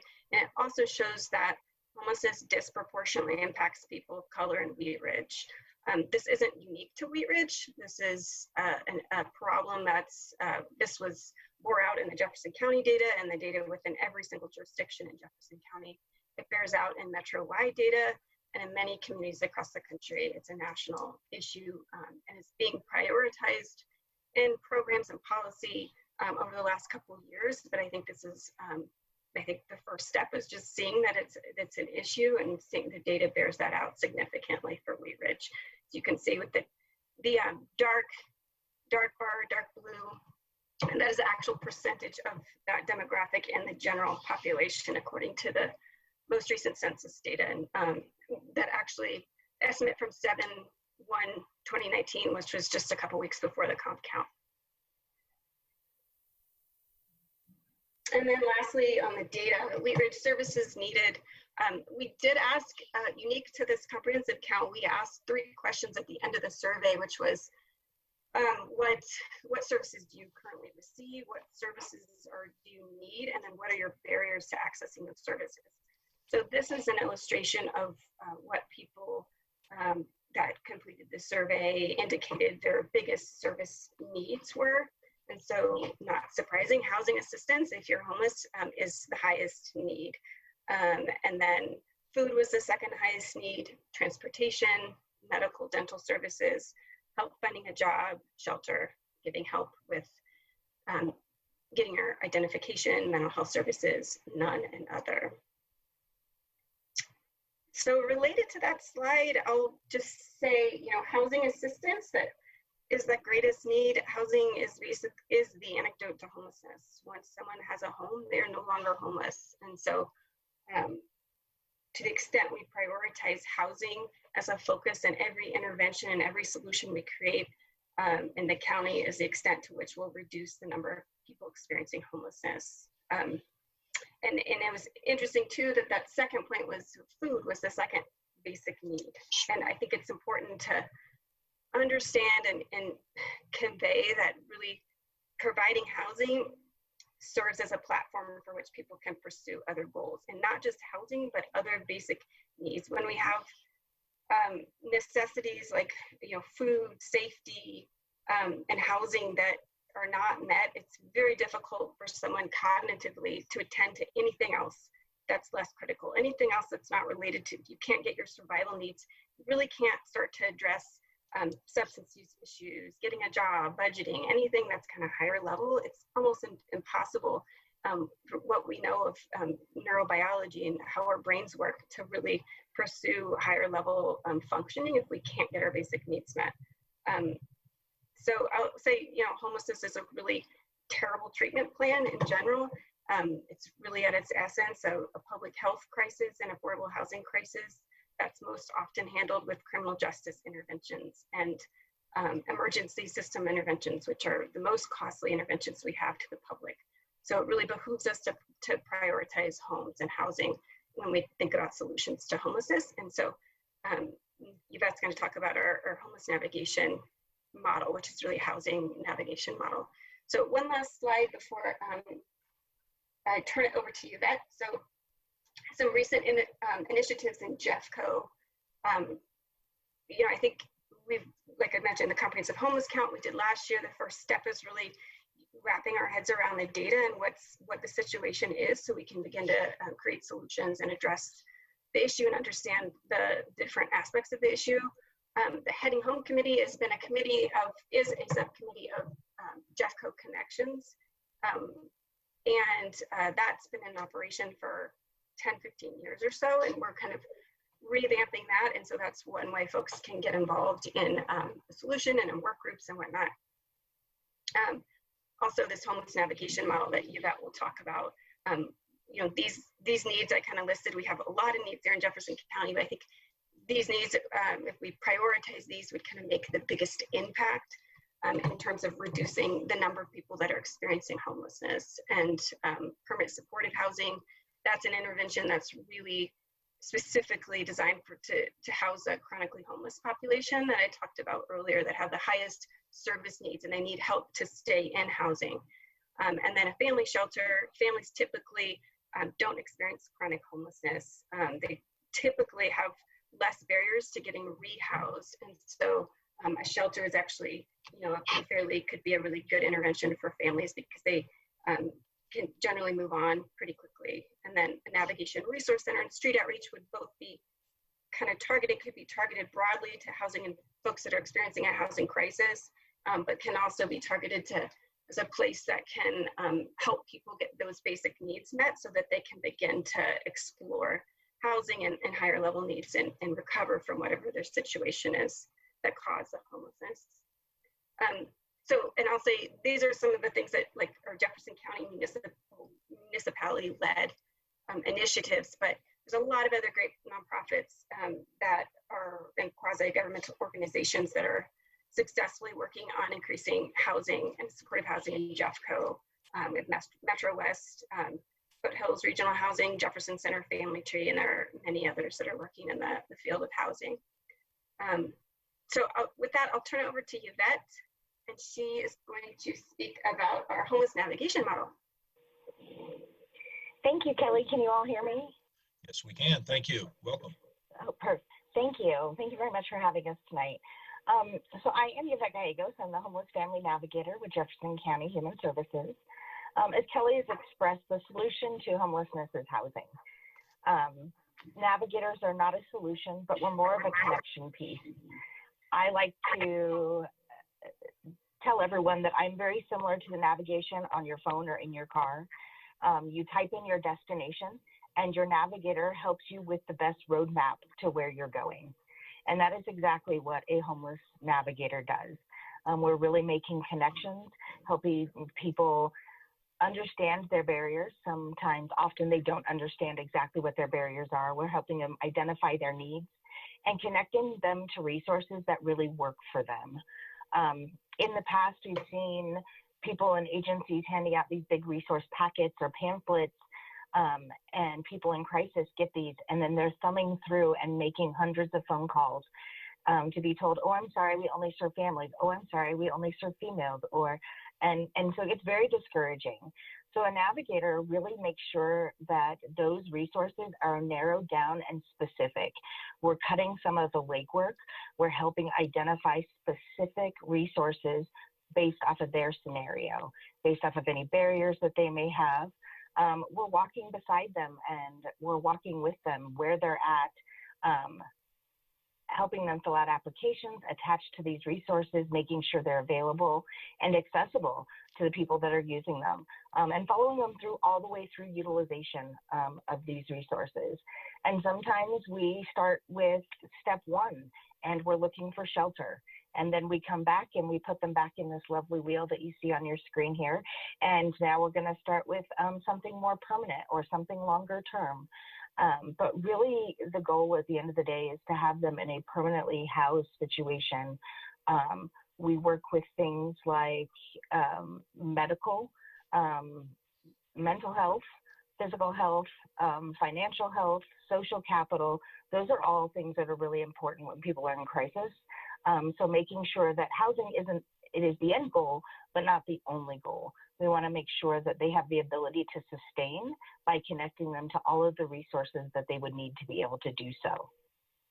Some of the biggest gaps that we're seeing in the area in general, obviously, as Kelly spoke about, is shelter. No shelter options for families at all, other than the motels and hotels. And for single individuals, really only in the winter do we have shelter options. Housing options for people with disabilities and seniors also are one of the huge gaps that we see. When you're on or receiving disability or SSI, and the average payment is about $800 a month, but the average one bedroom in the metro area costs about $1,100. There's a very large gap there. And so really working hard to identify these things and figure out solutions to some of these issues.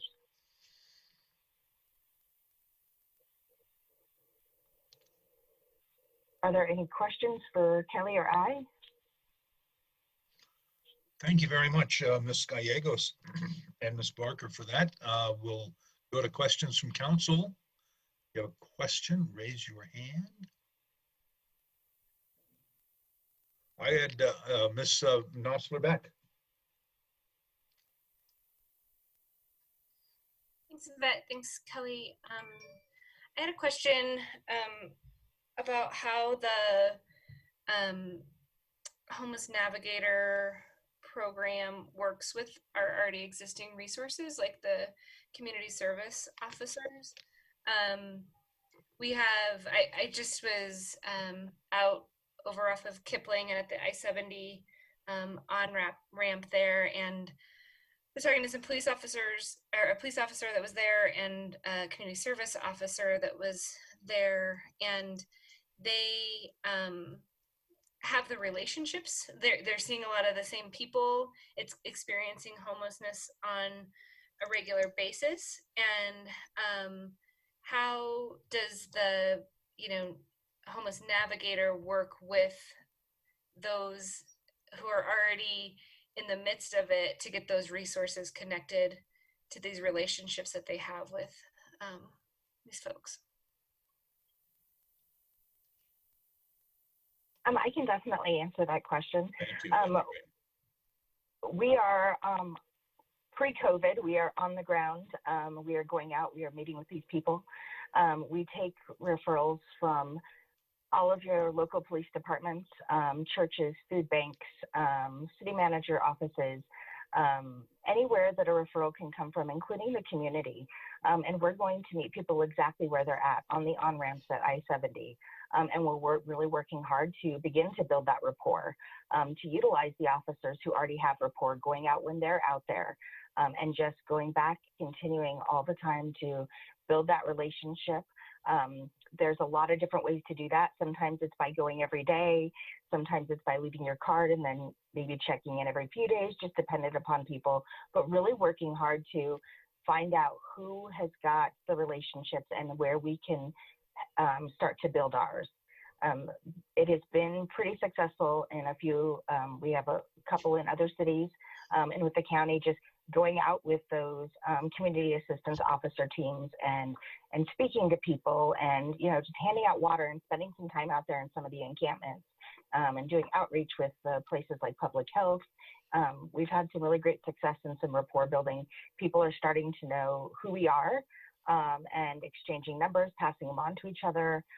It's been great. Does that answer your question? Yeah, I think so. Thank you. Ms. Hoppy and then Mr. Goff. Thank you, Mr. Mayor. And I just want to say thank you to Yvette and Kelly, and also for all the information that you provided us for our packet, including not only what you presented, but also the final report of the 2019 comprehensive homeless count. As I read through this information, there's one thing that I'm concerned that's maybe not being identified, and that's dual diagnosis, where it's a severe mental health issue plus a substance abuse issue. And in those situations, for someone's severe mental health to be treated properly, they have to be clean long enough to be able to get their medications settled down for them to be able to address their mental health issues. And oftentimes they end up in like 72-hour mental health holds, which are not long enough. They're not sober, basically, long enough for their antipsychotic meds and whatnot to settle into their bloodstream, basically, so that they can, you know, get settled on a proper medical level. And so I'm just wondering if there is some sort of future conversations about addressing dual diagnosis, not listed separately, but as a single issue. Yeah, I can take that one. Dual diagnosis. I mean, I can definitely get that data. I have the raw data from the comp count, so I can definitely pull that. We do have that. And I'll say also that ultimately it's really, really hard for someone to recover from any medical condition when they don't have housing. And so once they're in housing, it can start to address those, whether it's a single diagnosis or a dual diagnosis. They can begin to have the space to recover and engage in services at whatever rate they want to. It's really, really hard to address that singly as an issue, but it's just there, you know, if we could get an outreach team that goes and reaches out to individuals and forms relationships with them, you're right, like it's really hard to form a relationship with somebody. It takes longer if somebody has a dual diagnosis. So ultimately, housing's like the solution to that. I don't mean to belabor that point, but it certainly is an issue. The sicker someone is on the street, they're much more vulnerable, and they're it's that much more difficult to get off the street if there's no housing for them that's supportive and that can help them stay housed. Thank you. Mr. Goff, did you have a comment? Yeah, thank you, Mr. Mayor. I just wanted to follow up on Councilmember Nasser Beck's question, because I think it's a good point that, you know, the ultimate goal of this navigation program is to release the stress on our police department and our code enforcement officers. Homelessness is not a policing issue, and unfortunately, that's what it's become over the years. And so, you know, again, the goal, that's why I'm so excited about this navigation program, that navigators are the ones that are going to be building relationships with these folks that need the help and building case files on them and trying to keep them in the system so that they're getting the different help they need. Our police officers don't have necessarily the resources to do that. They've been doing it for many years, but again, it's not a policing issue. And unfortunately, that's where it's been. And unfortunately, I think a lot of our residents and constituents, if they see an issue with homelessness, that's who they call, is the police department. And that's not necessarily going to get those people the help they need right away. So I just wanted to make that point. Thank you, Mr. Goff. Ms. Nosler-Beck, and then Mr. Urban. Thanks, Patrick, for that too. And I just had a question as a follow-up. I think it was Yvette, you were talking about, the importance of housing. I know that, the goal in that kind of gap that you were talking about, the $800 and it's $1,100 to pay on average a rent. I know that there's a crisis to get people into long-term housing and their actual stable housing situation, but where and what is the Navigator program doing for the crisis kind of housing situation? Is there vouchers available? Are we working with in Wheat Ridge or Jefferson County for motels or spaces to utilize? Because I know that that's the first step in capturing a lot of people who are experiencing homelessness and getting them on the right track. So you just talk a little bit about vouchers. I wonder if we have them.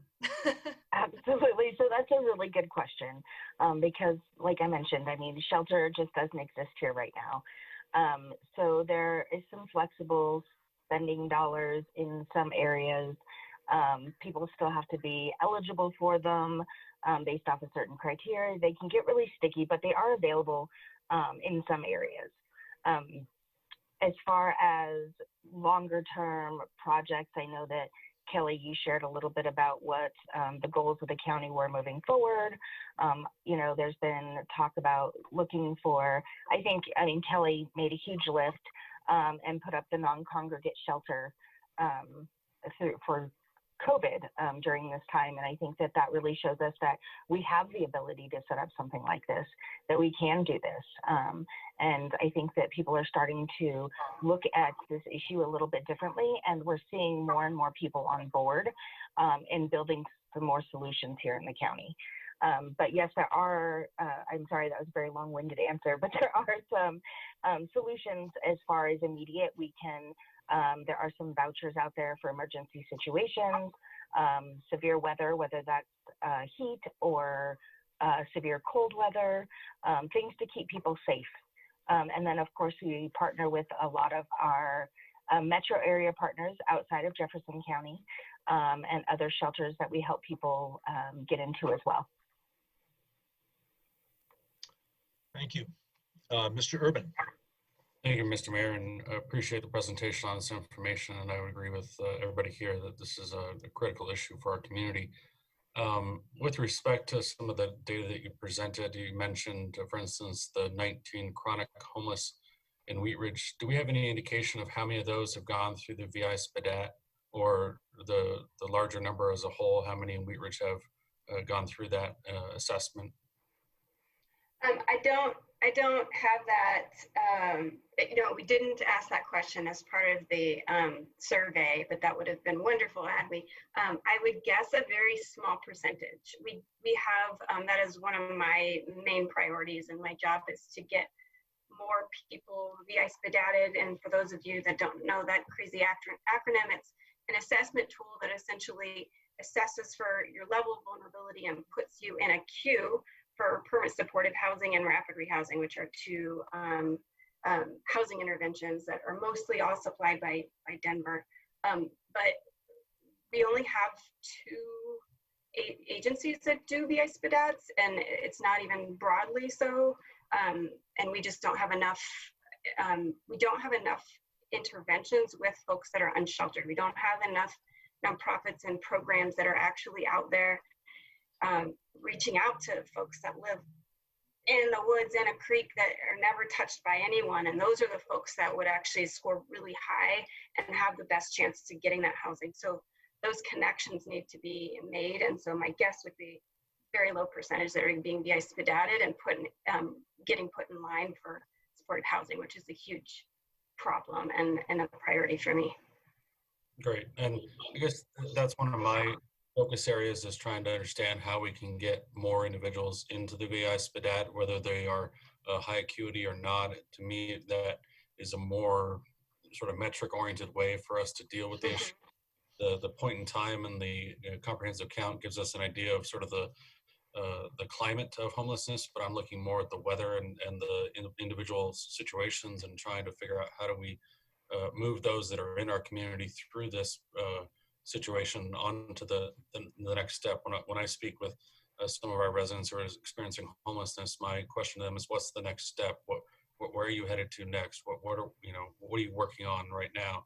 And that's a sort of a common theme that our residents experiencing homelessness may not hear enough from our fellow neighbors is, how can we help you move on to your next step or where you're going next? And the VI SPDAT, in my experience, has been able to, regardless of where they score on that, it's a concrete step in the right direction to help them understand that they are quote unquote in the system. And if they're not in the system, we don't really know how to help them. And we had a public comment from the Front Range Outreach Group, which indicated that they were a part of the continuum of care, but I didn't see their name on the list of continuum of care, and we don't have a whole lot of resources from the COC in Jefferson County. So if Wheat Ridge were to go to more of an independent contractor as opposed to an employee-oriented approach to this, is there an organization or several organizations that would apply to be that independent contractor? My impression is, yeah, I've had several organizations reach out to me with interest. And I think there's several that have that capacity and that infrastructure that would enable a navigator to, on day one, just launch into get going. Wouldn't have, they already have programs in place and infrastructure. They already have the SPDATs. They already do the SPDATs. They use the HMIS database. Like they would, so there's a 3 or so that I can think of, but there may be more that have interest that I haven't talked with. That would be a really good fit, I think, for the model. So when we first talked about this homeless navigator position, that was one of the items that I had asked us to consider, is whether or not we can quote unquote outsource this to a third party as opposed to bringing it in-house, simply because of that expertise in that arena. Back when I was administering the Colorado Foreclosure Hotline, we had to apply to the state of Colorado to become the recipient of the grant to administer the foreclosure hotline. We couldn't just do that, and it wasn't the state doing it. It was the organization I worked for at the time called Brothers Redevelopment. And so, in this similar situation, I would ask the city, or for us to consider issuing an RFP or some other kind of request for proposals from organizations to see how they could help us meet this need of a homeless navigator and try to come up with some metrics as to how we can gauge their effectiveness in this. So I don't know what everybody else's thoughts are on that, but I'd like us to look at that. Mr. Urban, yeah, we're definitely looking at that. I know the draft MOU or IGA that was in your packet shows it as an employee of one of our cities of Wheat Ridge, Golden, or Edgewater, but that draft was started weeks ago, and we've been recently looking into a different format, potentially outsourcing that. We're trying to get a meeting scheduled between the three cities to discuss that as an option. So still in the works. That's still potential. And just one last thing, I would ask us to also include MDHI in the conversation as well. As much as Jefferson County has done a great job and been able to provide us a lot of resources, the overarching continuum of care and the expertise that MDHI has on this would be helpful to us as well. And I'll just add, we actually, MDHI just applied and we're funded for one full-time employee dedicated to Jefferson County to help get people VI SPDATed, create a by name list, work with coordinated entry, and that was funded through Community First Foundation Housing and Stability RFP. So we're really excited. I just got the job description today, and they will be a part of this as well. That's great. Thank you. Great news there. Ms. Hutchinson. Thank you, Mayor. Thank you for the presentation. And I really like how it's broken down as far as cities, county, unincorporated Jefferson County. And I look at the services needed, okay, for sure. It's housing, food, transportation. Food seems to be kind of out there. I mean, people are getting food one way or another, it seems like. But then I look at the barriers to services. And out of the top 3 barriers is transportation. So if this is a barrier of every city in the county, unincorporated Jefferson County, what is being done? I think homeless people know how to move around. So they need, I did see where there were bus passes that were available or whatever. If they are able to go to a place to find out about resources, it seems to me they aren't able to do that because they have an issue with transportation. Maybe they're just walking or whatever. So how can the issue of transportation be handled so that they can get the information like about shelter and things instead of people going to where the homeless are? I think that if they want to get help and they have a way of getting there, they could do this. So this is a barrier for every single city, and it's high up there percentage wise. So how can the issue of transportation be helped?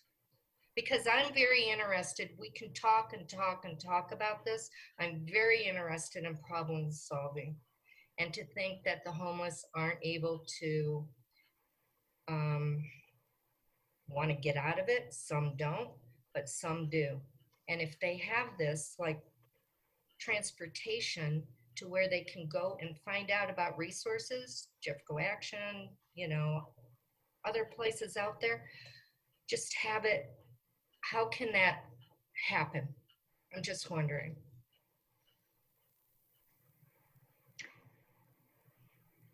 I can answer some of that question. So geographically, Jefferson County looks very different than Denver County. So when you look at Denver County, they have resources all lined up and in the same geographic area. But when you look at Jefferson County, our resources are very spread out. We have the county building, which issues benefits and some assistance, but it's all the way in Golden. And the only way to get there is the W line. So it's got to be the light rail line. And then to get from there to the actual county buildings is then another trick. But then to go to the Action Center, you got to get all the way down Colfax. And so that it's very geographically not friendly. And then transportation is not free. It's very costly. There are some bus passes that agencies have. They're limited. They're on a first come, first serve basis. Many agencies hand them out as they can until they run out for the month. They're expensive. We pay full price even at the county for a bus pass. So they are not budget friendly either when you're buying in mass quantities. So transportation is an issue, and it's a really good one that we'd like to find a solution for. But right now what we have is we're meeting people where they're at. The navigation teams are going out there. We are trying to eliminate the barrier by, if you need help filling out your food stamp application, I will meet you on the I-70 ramp and we will sit down and do it together and I will take it in for you. Or we can sit down and we can open up my computer and we can fill it out online. We're also handing out bus passes again like we can. There's been some really great ride sharing options that have been brought up due to COVID, some rides like that, but transportation is a huge issue that we're trying to work through, an expensive issue. And I'm just wondering about that because I know that seniors can get a discount. Okay, I also know kids that go to school can get discount if they're free and reduced lunch and things like that. Why can't this program kind of fit into that. And I know that homeless ride the light rail up to the Taj Mahal because I've seen them up there and things like that. But instead of paying full price, there should be some way to work this out if we're trying to get help and to end this, try to help with this situation. There should be discounts. There's no way that I think that they should have to pay full price when there's other discounts that are out there for people. We'll probably work with R2D. Ms. Nosler-Beck. I'm sorry, Ms. Nosler-Beck. Okay, thanks, Mayor. I just have a couple more things. One, I really agree with Councilmember Urban about potentially not going for like actual employees, but particularly looking at an independent contractor to work with for this program so that we can hopefully try and keep it as dynamic as possible, just because it's such a fluid and changing space. So wanted to let everybody know that. And then also, I wanted to speak a little bit more about how like Patrick, what you mentioned was that, business owners, residents, property owners call the police instead of other resources to deal with people on their property or, trash left over afterwards. How does the Navigator program fit into helping resolve the issue of it not being, put into that kind of into the police realm instead of just, keeping it in that kind of community engagement service, getting people resources that they need? I'll jump in there real quick, and maybe, I don't know if Yvette, you can speak to that too, but, and the police chief and Jim, Division Chief Lawrence, will speak to what our police department does do. We still provide responses and services to certain things that involve homeless folks. But maybe I'll let Yvette speak to how they maybe communicate or are helping with that other issue. Absolutely, I can speak to that. Lakewood, and Kelly can probably speak to this even better. The city of Lakewood is a phenomenal example of this. Their Navigator is actually embedded into their community action team. And so she has built a different type of rapport with the community. She's out with that team. All of those referrals are coming directly to her. In the past, for me, I've had police officers with the city of Wheat Ridge call me because they got a call at Lutheran, or they got a call at the gas station down the street. And so I am available. I'm taking referral calls. I'm going out there. I'm meeting with them. And when I do, especially those hotspots, Lutheran, the gas station right down the street, the Howard Johnson, I'm going and I'm making myself known to those community members too. I'm going and I'm introducing myself and what I do and leaving my card. And then the next time around, then maybe the charge nurse from Lutheran will call me instead of the police. And it's really my hope that I can help fix that cycle of what they're doing as I come in and can give them some education on, oh, it's so nice to meet you. Here's what I do and here's how I can help. I have had great response on that. Has eliminated some of the calls.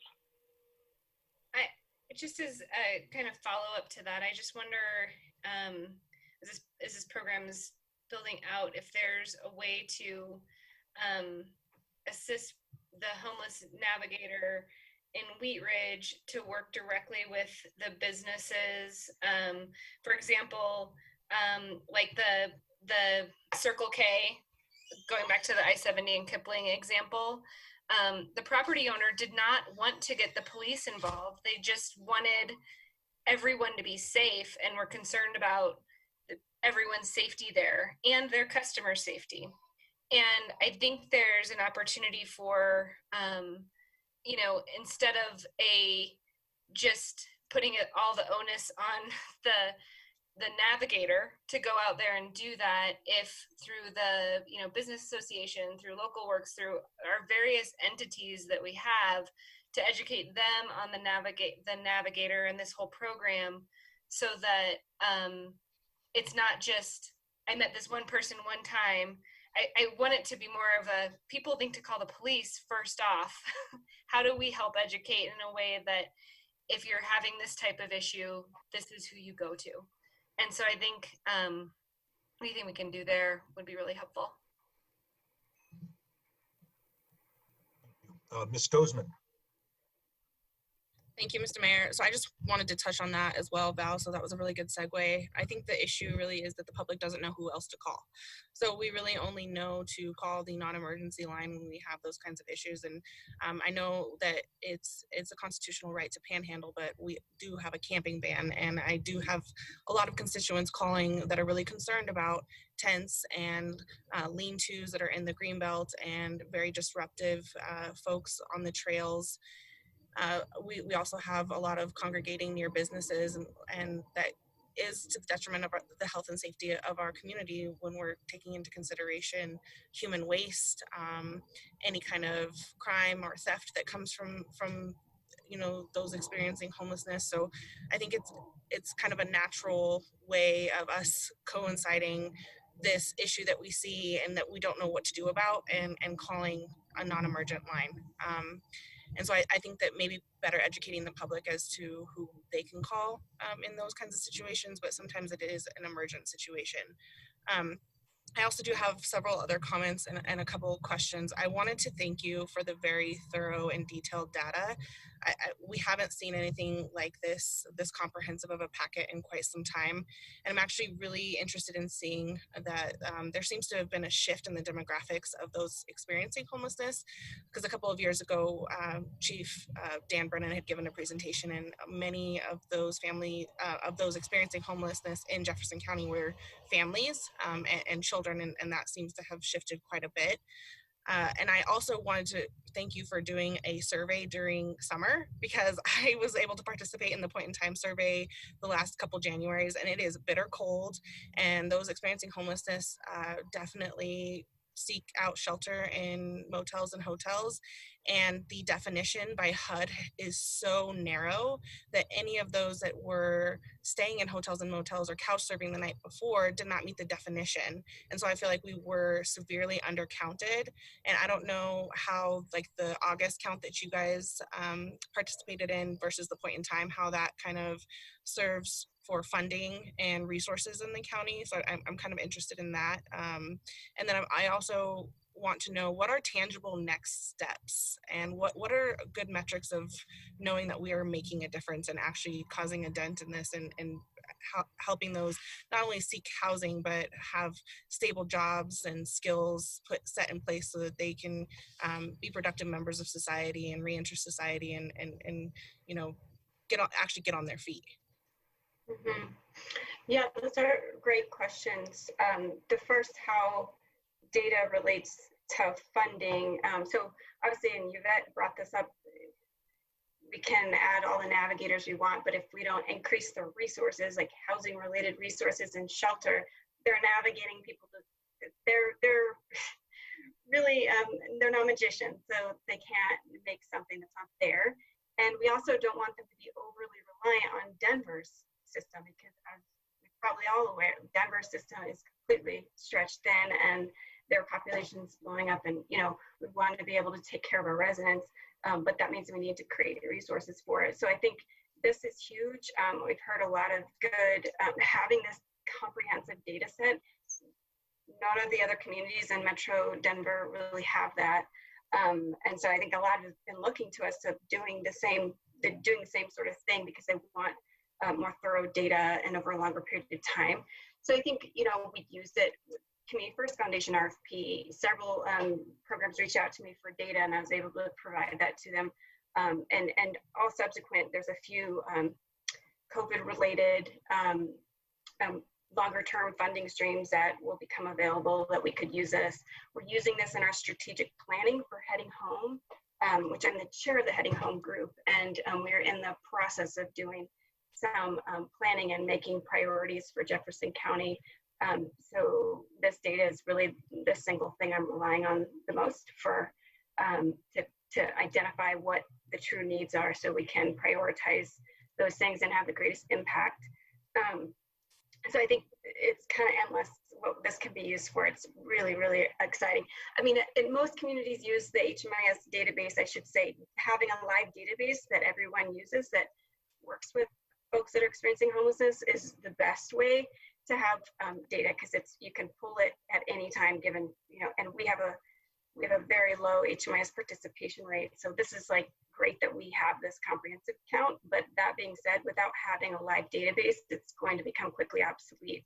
And so that's another priority I'm working on, getting more people to use this shared database. But, and in terms of tangible next steps, I actually just had this conversation also with the supervisors of the navigators about we're laying out kind of outcomes and metrics for the navigation for all the navigators, and some standardized ones, and then you can add your own or whatnot.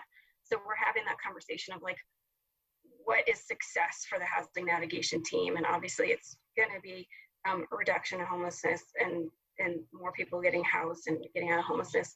But that's kind of our current next step in getting everyone on board for the navigators. And then we're working on, again, that strategic plan. And once we have that plan approved by Jeffco Connections, we can start to plug into different funding sources and whatnot, and lean back on that framework of that plan, that we're, rather than going after whatever the shiny object is at the moment and whatever is getting the most complaints, we actually have a strategic plan that's tied to the greatest needs, and that'll have the greatest impact. So those are kind of the main things we're working on now. And just to follow up with that, how has COVID impacted outreach and the ability to connect people with those resources? Have you seen a decline in services and funding just due to the nature of losing revenue? Yeah, you can speak to that better. Yeah, absolutely. We've seen an incline in requests for services, and we have seen a decline in the amount of services that are available. People are definitely starting to open back up. We have teletherapy going on again. Things are starting to get better, but there was that 30-day gap where it was really difficult to get people where they needed to be. Some of our, I say not our, but some of the shelters in the Denver area that we were partnering with, they had to close their doors. Some of the shelters, Family Promise is a shelter that straddles Jeffco and Denver. They lost their volunteer base and could not run. Severe Weather Shelter Network, our only line of defense for severe weather for singles, had to close its doors because they lost their shelter base. So it definitely impacted us. And now we are starting to see an uptick in people requesting services, prevention of homelessness, and pending evictions, and things like that.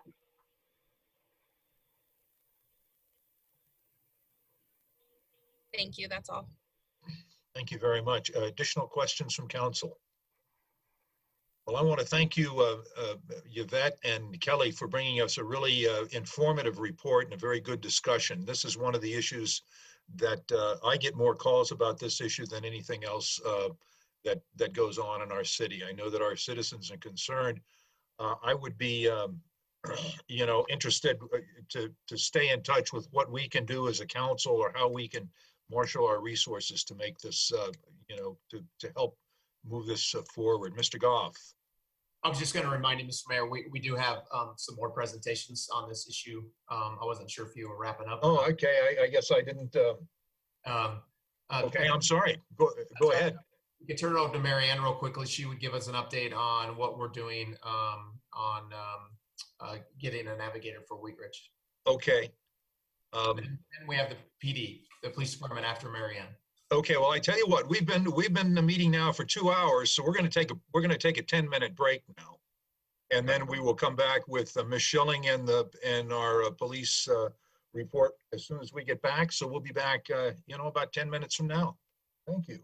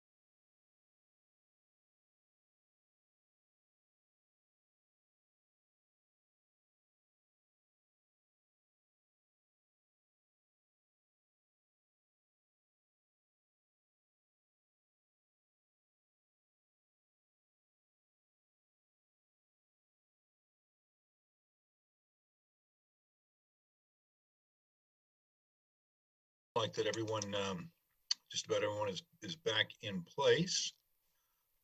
Let us reconvene our meeting now, and I will go to Ms. Schilling. Great, thank you.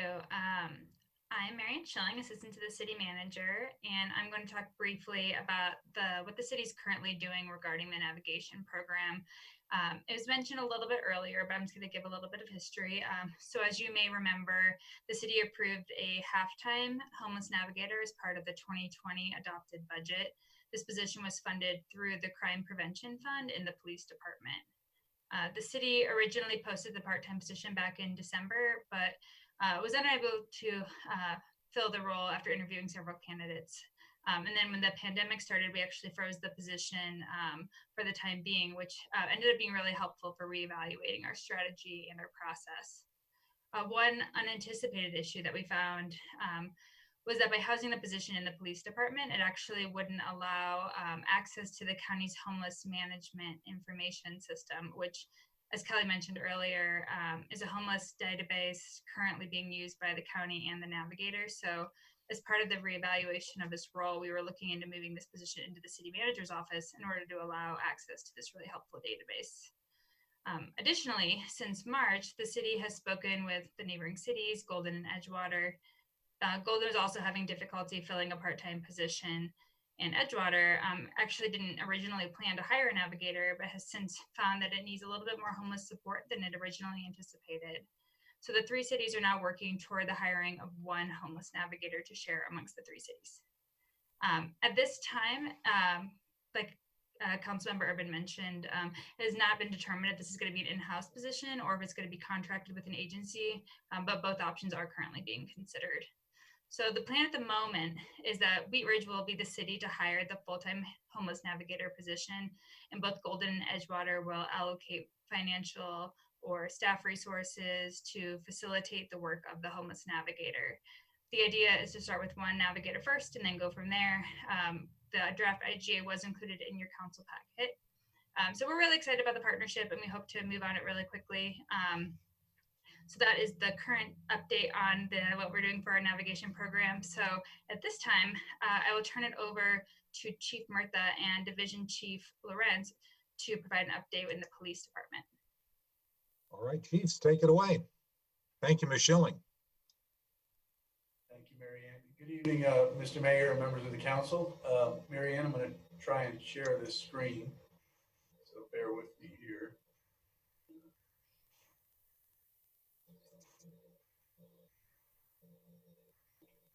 Can you let me know if it comes up? We're on, it's on the screen. All right, we're making progress. I wanted to give some perspective. I think Kelly and Yvette did a really good job of educating and all of us on the current state of persons experiencing homelessness. I wanted to give the police department's perspective, and I think as Councilor Val Nasser pointed out, our realm sort of where we're at and what we can do and what we can't do. Certainly, we never want to say that we can't do anything, but there are a lot of folks who do call just because they don't know where else to turn when it comes to persons experiencing homelessness. So some of these slides and some of the information you've already had, so I'll go through it rather quickly. It's been a lengthy presentation to begin with, and I'll try and stop on the points that I think are really relevant to the police department. So as we look at where where individuals spent the night, that was the point in time that was already covered by, I think it was Kelly who covered that, but you can see the Jefferson County totals. We did a comparison between 2017 and 2020, the most updated numbers, and certainly you can see where we compare there, but I don't want to spend a lot of time on those particular slides. Again, Kelly covered this, a little different numbers than we had. This was originally the information that Chief Brennan put out. We updated the information on this. So 64% of homeless families with children at the time when we did this, and 33% of the homeless were working. Again, facts that we already had an opportunity to see with Kelly. Where people were staying, again, I don't want to spend time on that because you've seen that. There was a lot of questions to the police department around what has legalized marijuana done with respect to homelessness. You know, does it make do people get high, become lethargic, and lose their jobs? We haven't found that.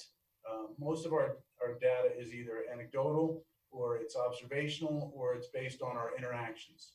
So our data is not maybe as scientific as Kelly and Yvette's, but I think it's really where we believe we stand as a police department. Do people move to Colorado to legally use marijuana to self-medicate? Sure, we believe they probably do, and that's been our experience on the street.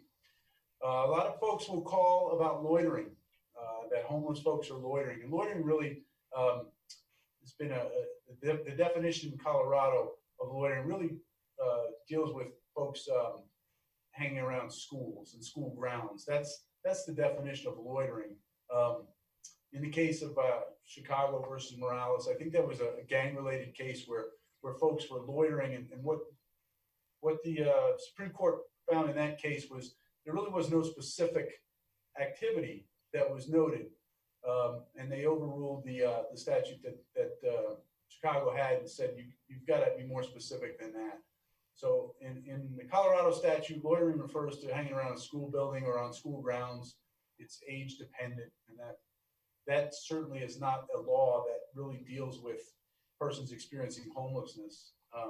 In Wheat Ridge, camping, we do have people who sleep in the parks during the day, which is completely legal, but it is unlawful to camp overnight. To park any vehicle, trailer, or camper for overnight camping purposes. And we do take action when we receive those complaints. We've gotten quite a few of those lately. Panorama Park, I think, was one of the places that we were dealing with a few folks over there. And I'll ask Division Chief Lorenz to jump in. He's been dealing with this, and our community services officers have really done a lot of work around these issues. Panhandling, begging, or solicitation. Brown versus the City of Grand Junction is where we get our guidance from. Colorado Supreme Court, I think it was, ruled on that. I'm not 100% sure it was the Colorado Supreme Court, but Federal District Court. Yeah. Federal District Court ruled on that, basically saying that charitable panhandling is a constitutional right. So while we get a lot of calls because of the appearance of panhandling, this is really where we take our guidance. We can't go out there and just interact with folks. As a matter of fact, with the new Senate Bill 2217, unless we have real grounds to go out, we can't really even go out and contact these folks anymore unless we're trying to provide a service to them. So we're hamstringed two ways on this one. Panhandling is protected, free speech, and our ability to go out and just find out if folks are up to no good who happen to be out in the areas where panhandling is occurring is limited under the new Senate bill. But there are types of panhandling that are not legal. Intentionally making any physical contact, intentionally blocking or interfering with the safe or free passage, intentionally using violent or threatening gestures, intentionally using profane, threatening, or abusive language, approaching or following a person for solicitation as part of a group. Again, we are your police department, and we do, we never want to say we can't do anything. And these are certainly instances where constituents need to be educated on what it is that we can do around panhandling when it's confrontational or when it becomes aggressive. Certainly we'll take action on those types of issues. Some of our data on homeless, transient, and camping. You can see our total calls for service is the top line, and really that blue line down the bottom that's close to zero is the calls for service we have around homeless, transients, and camps. It's a very small percentage of our overall calls for service. While it seems like a big problem, and I know there is a very vocal segment of our population that will call our politicians to complain, it really amounts to one of our smaller issues when it comes to volume of calls. And that's demonstrated there. Again, this is how the breakdown's been over the 3 years, 17, 18, and 19. You can see it's fairly fairly consistent. It's a little bit of a spaghetti string there, but this on the left side is the total number of calls, anywhere between 160 at the high, obviously down to 38 is the low. That's the amount of calls we receive as we go through month to month. Our calls. Significant dips in the winter time. Right, and you won't see in the winter time, you won't see the calls, the amount of calls for service. We've talked about this before. Where are we getting most of our calls for service? 2020 top calls for service. You could probably imagine the American Motel, Chase Bank, King Soopers, Cousins RV, and Circle K. We talked about Circle K a couple of times as an ongoing issue. We're aware of it, and we work with the ownership there, and we have our community service officers do a lot of patrols in that area to try and help out. These are generally our top calls for service overall: unwanted parties, welfare checks, medical information, ordinance violation, and disturbance. So while we think of calls around homelessness, these are generally other calls.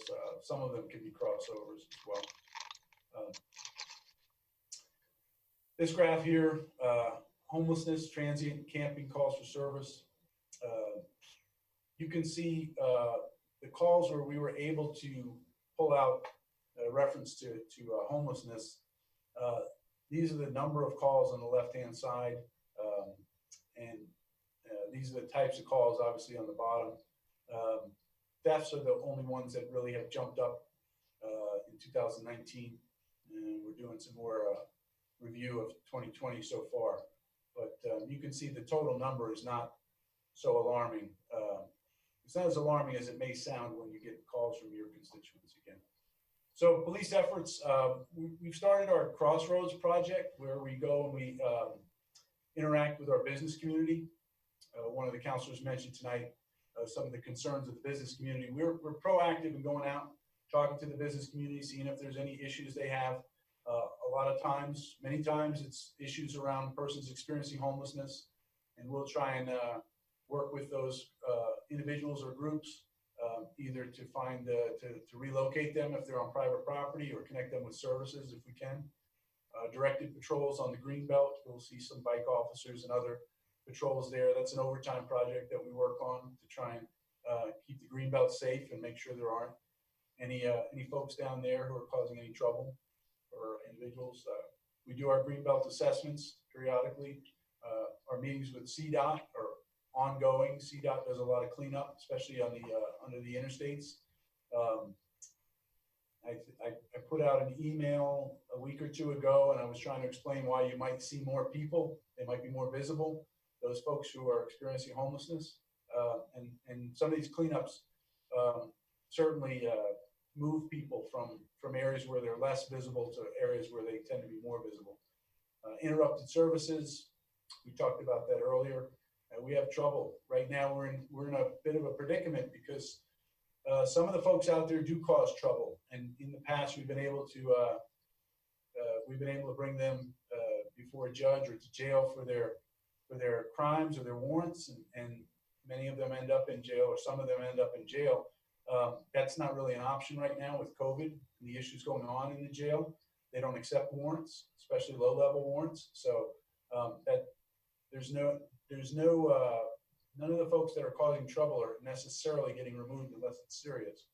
We also have, displacement from our cleanups, and we have a lot of our faith and other groups that are unable to provide the services that we want to connect people to when we encounter them.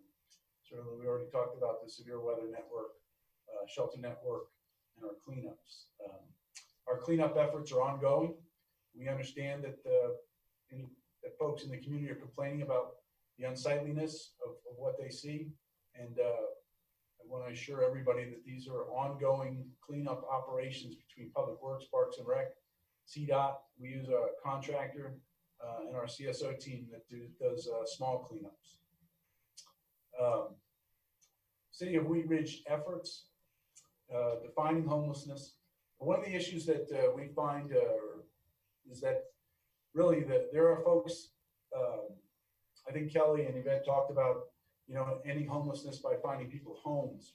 One of the problems that we find, our experience is that that comes with a lot of rules. And some of the folks who are experiencing homelessness don't want to be tied to rules.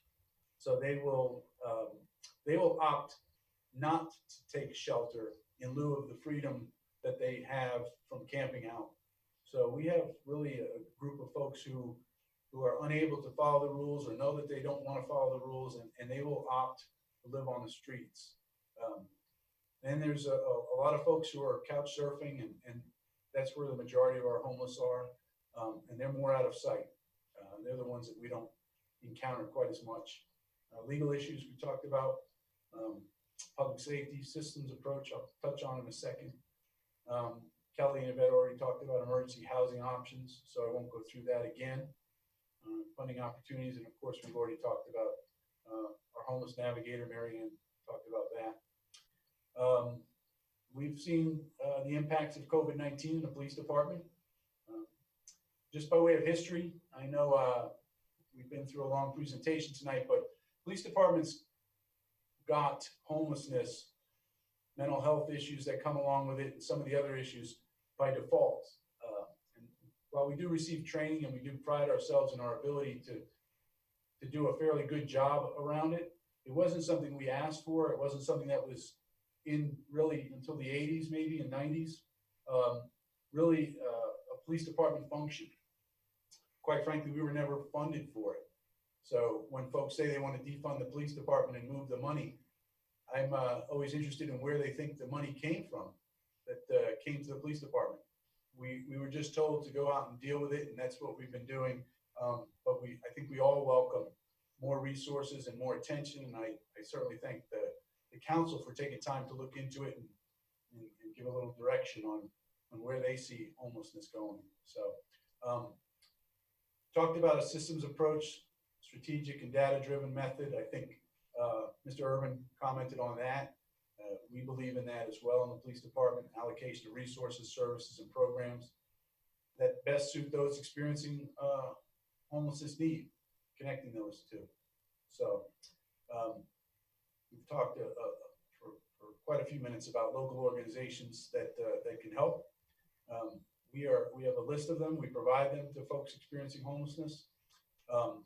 And I want to wrap up by saying that Division Chief Lorenz has other information, and I'll let him comment because he's been working on this for quite some time, and he knows these issues quite well. Jim? Wow, I think Chief's covered it real well, and of course Kelly and Yvette, they really know their stuff. We're really glad to be working with them, and hopefully a homeless navigator for here in Wheat Ridge. I don't know that I have more to add, and we can go on to questions if you have any. Happy to answer any questions I can.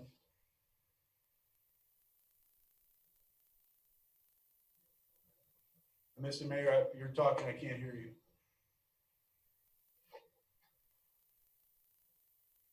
Helps me to put on my microphone. So thank you very much. We will see if we have any questions from council. Mr. Urban.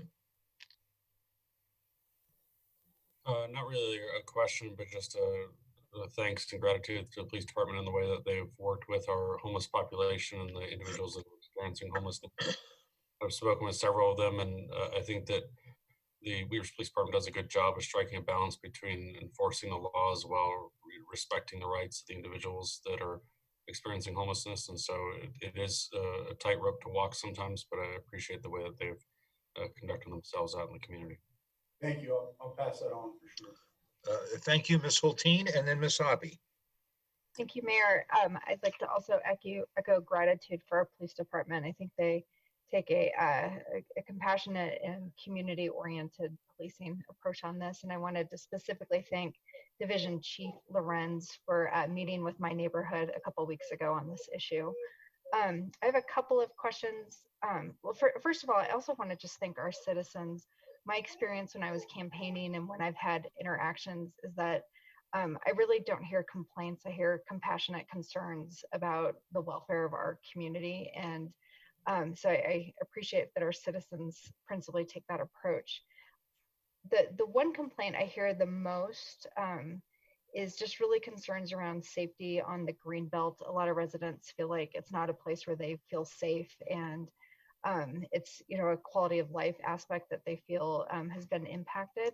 And I'm just wondering, you guys mentioned the Greenbelt project and the Greenbelt assessments. Would you guys be able to share a little bit more about what that is and sort of how you're going about conducting that, and any information you have? Yeah, so we do overtime patrols. They're mostly bicycle. These are the officers that are trained to ride bicycles, and our CSOs, community service officers, that go through the green belt. We have money set aside specifically for that project, and it's to ensure public safety. Again, people have the right to be on public property and enjoy our parks and greenbelt area. Camping is prohibited there, and we work with that, but we do get calls of people who suspect maybe that people are experiencing homelessness and get calls on that. And for the most part, during the daytime, we're not experiencing any crimes or police-related issues with that issue. It is alarming sometimes to people, and we try to talk and explain that everyone has the right to enjoy our Wheat Ridge Park system in Greenbelt. Thank you. And then I have one other question. Excuse me. So I guess it's maybe a question for Patrick more than for police department, but with specific private properties that are, you know, where we're seeing higher percentage or more consistent issues and conflicts, is it possible for the city to either provide communication resources or some guidance for those property owners in terms of like providing outreach pamphlets for services? Is there any like signage that we could help connect them with around signs around trespassing? I think a lot of what we have is communication issues, and I found that I'm a huge believer in the communication aspects of this. I'm just wondering if we have any plans or resources that we could use to better communicate, you know, what's available to people, and better understanding of what's allowed and what isn't. Yeah, I mean, that's the crux of the or the intent of the navigation program. So, you know, as Yvette mentioned, she's doing some work in Wheat Ridge, but if we can get resources specific to Wheat Ridge, we can reach out to the business community more and provide some of those resources. Great, thank you. Thank you, Ms. Hoppy. Thank you, Mr. Mayor. And I do want to say thank you to our police department. I have personally witnessed several incidences where our officers are in contact with assumed homeless who are panhandling and I see and in a situation where they could be putting themselves in an unsafe position to do so. And so I really appreciate that. I have a question for the city manager. You're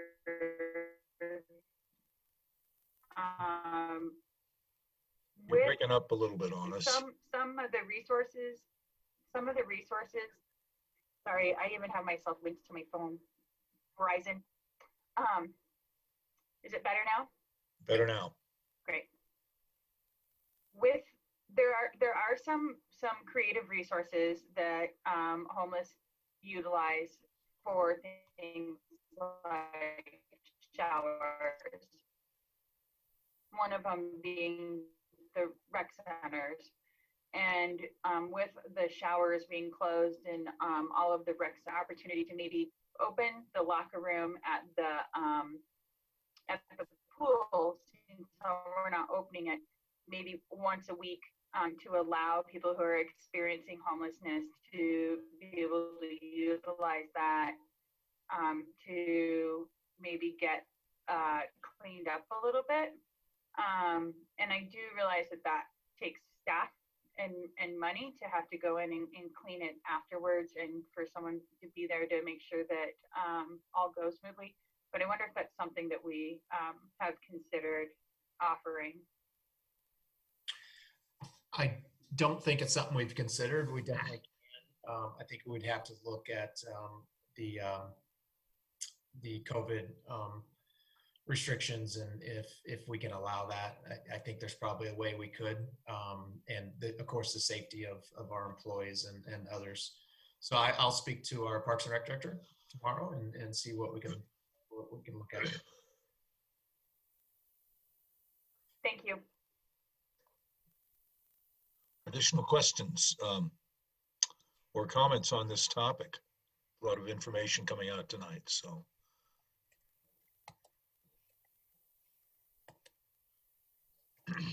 Any more discussion? Okay, now, Mr. Goff, have we finished? You weren't looking for any action on this item, or this is really a reporting exercise? Exactly, just more okay. Information and discussion. Well, I would like to thank everybody, our Police Chief Murtha and Division Chief Lorenz. Ms. Schilling, thank you for that report and update on the Navigator program. Thank you, Ms. Barker and Ms. Gallegos, for briefing us on the homeless issue. As I said earlier, it's a vital concern to our community. It's an issue that we are addressing and will continue to address in the future. So thank you for bringing us this report. That concludes item number 2. And we will go to our third agenda item, and this is our noise ordinance. And I'll go to Mr. Goff. Do we have a staff presentation on this? We do. I'll try to keep it fairly short, actually, which I can. Hopefully you all read the memo, and I think we're all very familiar with this issue. We've discussed it numerous times over the last several years, actually. And the most recent discussion was in December with City Council, and we did get a consensus to bring back some amendments to our current noise ordinance. And I put that consensus in your memo there. And I actually included those items, what I thought was in a red line in your memo, but it looks like those red lines got accepted. So you can't see what was added, but I can pull that up on the screen here so you can see. But so again, briefly to talk about what consensus we did receive in December. There was a consensus to bring back a hybrid approach for a noise ordinance. In other words, setting a decibel level limit for potentially just like in industrial areas in the city to deal with the Rocky Mountain Bottle Company, and then continue using the reasonableness standard that we've been using currently in all other zone districts. Set a time frame so that any time between 10 p.m. and 7 a.m. Unreasonable noise is especially prohibited during that time period. Create a permit process so certain events and activities and businesses can apply for a permit to go outside of these boundaries that are in noise ordinance for a certain period of time, and then change the distance that is measured for unreasonable noise. Our current code says if it's 25 feet from the property line, it's considered, it can be considered unreasonable. The direction was to change that to 50 feet, then to provide certain exemptions in the code for construction and road improvements and fire and police services and different things like that. So that was the consensus. And we won't go over all the prior action unless you have questions, but let me pull up the actual red line version that I have. Let me see if I can share my screen here real quick.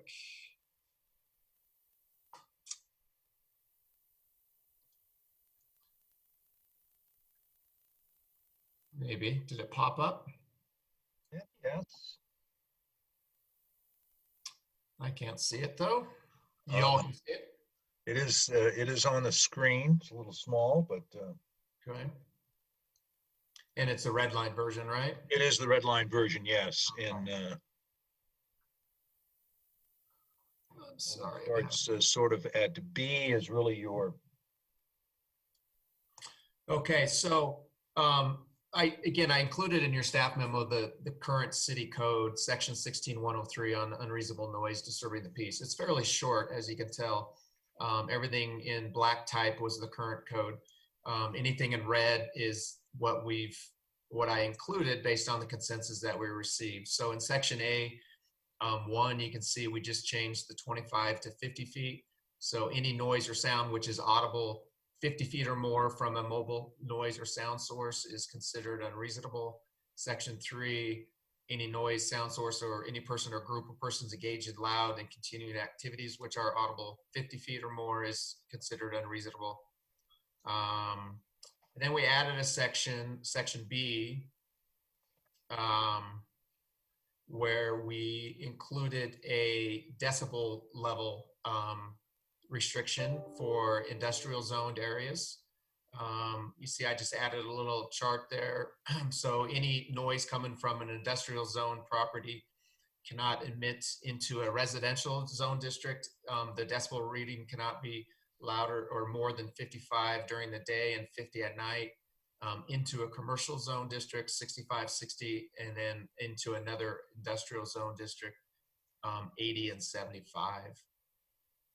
And that's pretty standard what you find in most noise ordinances across the country for an industrial zone district. And then section C, you can all see that. That's a whole new section added for a permit process to allow a business to apply for a permit. And I think I put in here just for a conversation starter that they could apply for 6 permits throughout a 1-year period. This would allow them to exceed the reasonableness standards for music or loud noises, amplified sound for a certain period of time. And then the last section that we added was section E, and that is just the exemptions that City Council asked for. So there's exemptions for emergency work conducted by the city, law enforcement, ambulance, fire operations, and really any city sponsored events. So like the Carnation Festival, the fireworks, those would be exempted from the noise ordinance. So that was pretty quick, but because of the hour, I just want to make sure that we have plenty of time for questions with City Council and further direction. Okay, thank you very much. So we will open this up for questions from council. So if you have a question, Ms. Weaver, first. Could you just remind me sort of the status of, because I remember talking about this before November of last year when the decibel readings were much higher in the neighborhood around the bottling plant. What are those reading now after the sound equipment has been put in? Have there been any sort of official, I remember this conversation about it being very difficult to read decibels and all of that. And I was just kind of curious. And I remember the enforcement of this being very difficult due to that. What are your thoughts, Patrick, on sort of how do people sort of remedy the situation that we heard about earlier tonight? Well, first of all, there were definitely improvements made. I've heard from some of the neighborhood that they weren't even sure if some sound mitigation improvements were made. My understanding they were last winter. And my understanding was that the Rocky Mountain Bottle Company did send out communication to the neighborhood. We gave them addresses for everybody that lived in the vicinity with an update on the progress, and maybe that didn't happen. I think there may be representatives from Rocky Mountain Bottle Company still on the line if they'd like to answer any of these questions. But my understanding is they felt that the the mitigation improvements they made made a difference and got the decibel back to pre-furnace improvements. The city of Wheat Ridge doesn't have decibel readers, and we currently just purchased one just to start playing with it in case council wanted to go that direction. So we were going to go up and start doing some readings in different parts of the city to kind of get a gauge. But you're right, it's very difficult. You have to be trained. You have to have the right calibrated system because there's ambient noise, and even heard from some of the speakers this evening, if the wind is blowing just the right direction, that totally changes of the sound levels. So my understanding was that the improvements were put in and they made somewhat of a difference, but you've heard tonight that that may not be the case. I had staff go out from the police department in February and canvass the community, the neighborhood out there a little bit, and they didn't receive any negative responses at that time. That was in February. Sure. But I think it was council members Noslerbeck and Leah Dozman that received, I think, some emails in March and then again in June from the neighborhood saying that it's still an issue. Sure. Okay. Well, and I think my question, now that you've answered that, and I really appreciate that, before we hear from the bottling company, is the onus on us as the city to be monitoring this, or is the onus on them to be checking how this noise broadcasts out in the different directions? I'm just kind of curious. I mean, because it just sounds like constituents are really upset, and we're not able to give a really good answer on who and where and how we measure it and answer the question. Well, I can tell you that they are being a very good partner and trying to work with us, and they want to find a solution to this. And they have spent several $100,000 on these initial improvements. Unfortunately, those don't seem to be helping enough. We currently have the code that's in your packet that we can enforce. And maybe if Mr. Lawrence or Chief Murtha is still on, they could speak to the enforcement based on our current code and how we can and cannot enforce based on a reasonableness standard, right? Up in that neighborhood. Right. Yep. We're still on, Patrick. Okay. One of you maybe speak to that based on our current code, what's our enforcement ability? It's complicated, I guess you would say. It is. How do we, how do we get people out there to answer the complaints and talk to the people and then do some kind of a measurement or an observation? Obviously, a person that lives in a place that's experiencing noise is not the same as a police officer that's driving by, that we just are aware of that, or if we're there on a call, is it necessarily disturbing to that officer at the time?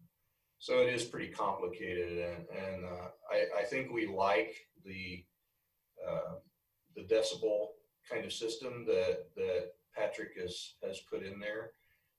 There are some complications with that I think we can work through, but I think that's probably the fair way to handle that kind of an issue, and to continue to work with companies or businesses that like Rocky Mountain Bottling to determine, how do we get through this, work with the neighborhood. We've done work with Jefferson County Mediation in the past for some issues, not necessarily Rocky Mountain Bottling, but other issues, where the neighborhood has come up with their own system and worked out the problem to some degree, and that's been pretty successful. So we want to continue to work in that area. Okay. Patrick, I would just add that I think the language in this ordinance is very difficult to enforce. So strengthening it or changing it to something that's more tangible would be a help for the police department to be able to enforce it if that's the direction from council. And Mr. Mayor, it looks like Kayla Garcia with Rocky Mountain Bottle has her hand up. Maybe would like to speak. I'll be happy to call on Ms. Garcia now, please. Let me see if she needs. Hi, can you hear me? Yes, we can. Thank you. Please continue. Awesome. Well, hello again. This is Kayla Garcia. And to start, we absolutely want to work with residents and our city council to help continue to be part of the solution and mitigate all the ongoing concerns and ordinance. I also do want to recap a little bit, and I know this was mentioned, but thought it might be helpful as well to kind of reiterate what we've done. So in 2008, our plant began an extensive upgrade to implement our multi-million-dollar state-of-the-art glass furnace, undertaken in large part to better protect our local environment and reducing emissions. So through this project, we work closely with the EPA, the Colorado Department of Health and Environment, as well as obtaining various construction permits from the state and city of Wheat Ridge. So we were in very close communication and transparent throughout this entire process. So shortly after the completion of this project and the new furnace became glass, we learned that nearby residents expressed concerns regarding noise from the plant. So we did take this very seriously.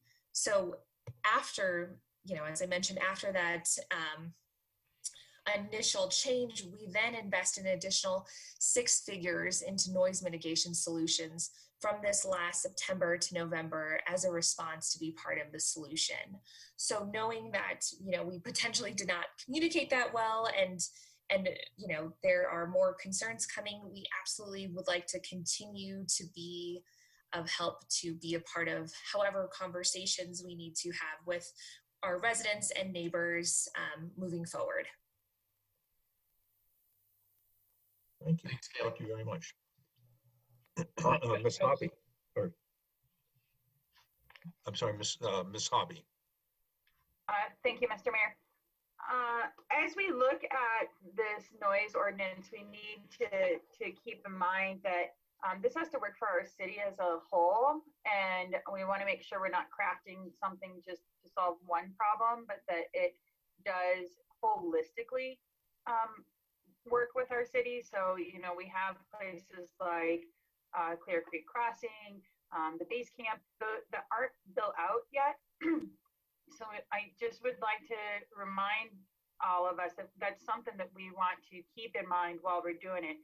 At the same time, addressing issues from the citizens with the Rocky Mountain Bottle Company and the issues with the live music from the bar down the street, from the Kellers. But I like the way that Mr. Goff addressed this, because I remember I think this is the 3rd or 4th time, Zach can remind me because we've both seen this 3 or 4 times. The last time it was at the end of a long business meeting and we kind of crumpled up a piece of paper and punted it over to Patrick and said, make it fancy. And so we want it hybrid. So I think that this works well for all of our areas if we think about those. So that's kind of what I was trying to put the test to. Does it work well for mixed-use neighborhood? Does it work well for industrial? Does it work well for the apartment complex that's going to be near the hospital? Does it work well for the light rail station? So I just want to say that I do appreciate all the work that's gone into this. Could it use maybe a few tweaks here and there? Yes. But one thing I do want to ask, as I read through it, I didn't see any exemption for construction activities done by like a private contractor. I saw city construction activities, but I didn't see anything like for a general contractor if they're building a new home or getting a roof or things like that. Is that in there somewhere, Patrick, that I didn't read right? It's addressed in a different section of the code, construction hours, 7 to 7. Super, thank you. Ms. Hulteen, and then Mr. Urban, and then Ms. Hutchinson. Thank you, Mr. Mayor. I'm interested in seeing if we can address the concern that was raised by the neighbors off 44th about businesses interpreting the 15-minute restriction to being they can play for 15 minutes, stop for 5, and then start again and be in compliance. I'm not exactly sure the best way to address that. I'm wondering if maybe it's a maximum number of minutes an hour, or if there's some other constraint we can put on that so that that interpretation isn't seen as a loophole. And I'm open to any suggestions from my peers or the city manager. And we also do have Mr. Dawes on the line, I believe, to talk about the legalese of maybe some options there. And you know, one way to take care of it is just to strike continuing for a minimum of 15 minutes. But then, you know, are you going to get complaints about a noise that's just going on for 2 minutes? And I would think that the PD would be able to use their discretion with that if it's a short noise. And I'll let maybe Jim and Chris speak to that. But the section of the code where that language in there, it's in section A3. It says any noise, sound source, or any person or group or persons engaged in loud and continuing activities which are audible for 50 feet or more from the noise source or at the property line of the property upon which the noise source is located or upon which such activities are taking place, continuing for a minimum of 15 minutes. Yep, Patrick, I don't know if you wanted us to comment on that, but yeah, we certainly we try and mediate a lot of these noise disputes because it's such an intangible sort of, well, I guess it's perception really is what we're dealing with here. Different folks feel like the noise is, you know, excessive. Other folks don't feel that way. And you've got businesses and you got business communities right up next to residential. So it gets complicated for the average, you know, 25-year-old patrol officer and their supervisor to kind of come together and figure it out. But we do work to mitigate the noise, and generally we get compliance from people. We do allow for short-term noise, like you suggested, if there's purpose to it and it's going to end rather quickly. This business about 15 minutes of playing and then taking a break, that's a difficult one just because, again, the ordinance isn't really worded very well. I'd ask if Mr. Dahl's on, if he wants to weigh in, but Jim might also have some insight into that. Anything to add to that, Jim? You know, it's really one of those issues that needs to be litigated, I suppose, so that you put it before a judge and the judge makes a decision whether he thinks that he or she thinks that the noise is unreasonable for 15 minutes and that someone's trying to circumvent the law. And then you'll have attorneys from both sides that would argue one way or another. So it can be complicated. I suppose if we had some rulings, then maybe we could go at one direction or the other. But as it stands, it is a little complicated, I think, to enforce. And I think Mr. Dahl could maybe comment on that.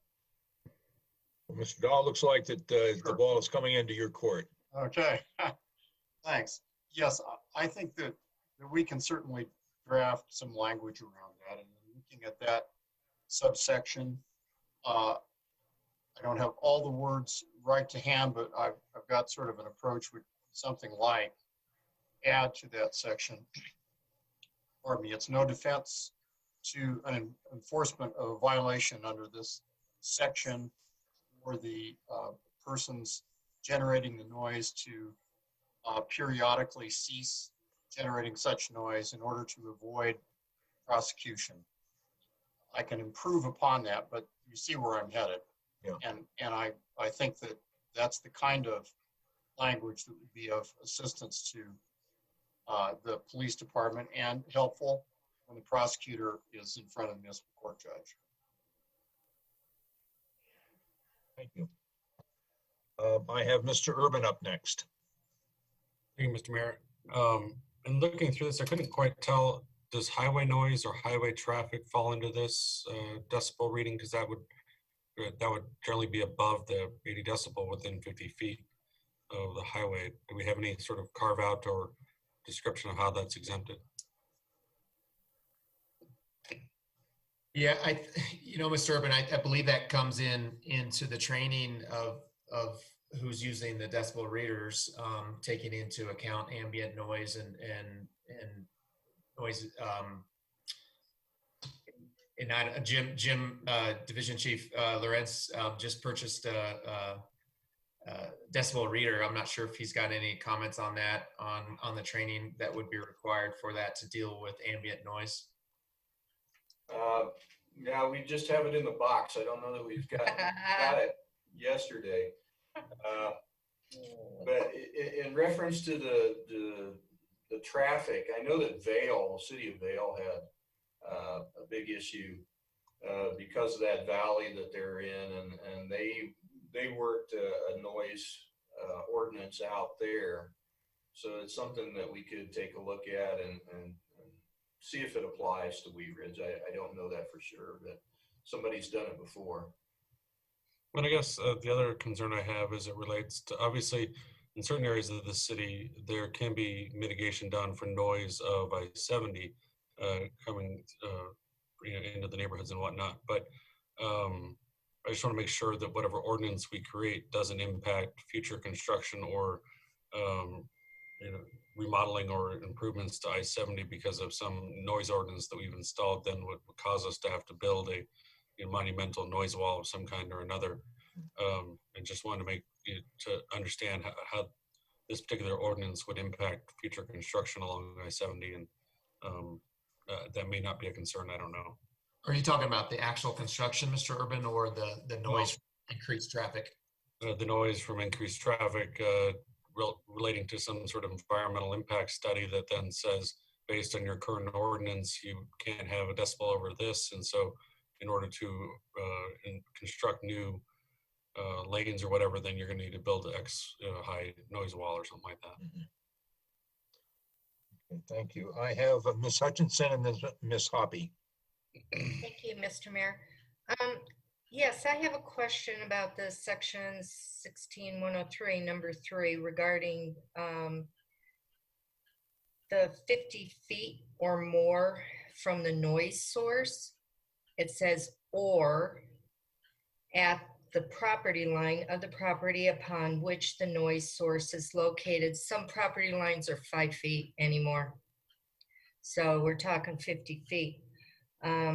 Also, there is the issue about the 15 minutes. Okay, I look at the Colorado noise statute. It does address 15 minutes, which states that for a period of not to exceed 15 minutes in any 1 hour period. So that is there, that's available if, we wanted to use that. And I also wanted to clarify as far as feet away from the noise, is it the same for residential, commercial, industrial, 50 feet, period? They're all the same? In the current code, that's the way it's written, yes. Yeah. Then also on the Colorado noise statute, they address light industrial. So we just have residential, commercial, industrial. We don't have light industrial. And I agree with the police. I think this is very wordy. It's very hard to understand. When we're addressing, we want it to be hybrid. Okay, you've got quantitative. That's really subjective. Why don't we just say that? It's bothering me and it's been going on for too long. Then the qualitative is the decibels. Just make it kind of simple. I get it how it's very hard to understand and it shouldn't be that hard. And I think everybody, if it just said quantitative, I'm thinking, okay, what does that mean? Do the communication so that everybody understands what is being said is what I'm thinking. But also about the 15 minutes, if we want to add in there, not to be any more in a 1 hour period or whatever, let's put that in there. Or else just completely take it out. Thank you. Thank you, Ms. Hoppy. Thank you, Mr. Mayor. And I just wanted to address, Councilwoman Hulteen was asking about how does this specifically address the issue that the citizens are having on 44th Avenue, and that the violators were utilizing the 15-minute loophole. However, the added part of C, where you have to have a permit to have any loudspeaker system or amplified music, human speech, or both, addresses that. So they wouldn't be allowed to have any amplified music or human speech without applying for a permit. So that's how that addresses that. I do understand. I mean, when we looked at it this last time, the time before this, it was you can either have, qualitative or quantitative. And as a council, the direction we gave the city manager was that we wanted a hybrid approach and to do the decibels in the industrial zone, but then to have the reasonableness within the residential zone, but then also to have an opportunity to be able to mitigate or to be able to allow our restaurants to be able to have live music, and for that to be actually like under the law, like they are allowed to have this because they have this permit and they went through the permit process and they only get so many a year. So if we want to completely change direction and go all one way or the other, then we probably should have that discussion. Otherwise, if we feel like we still want to keep hybrid, then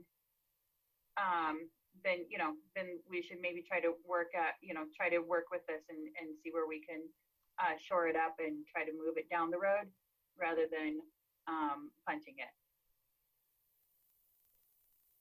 Ms. Hutchinson? Thank you, Mayor.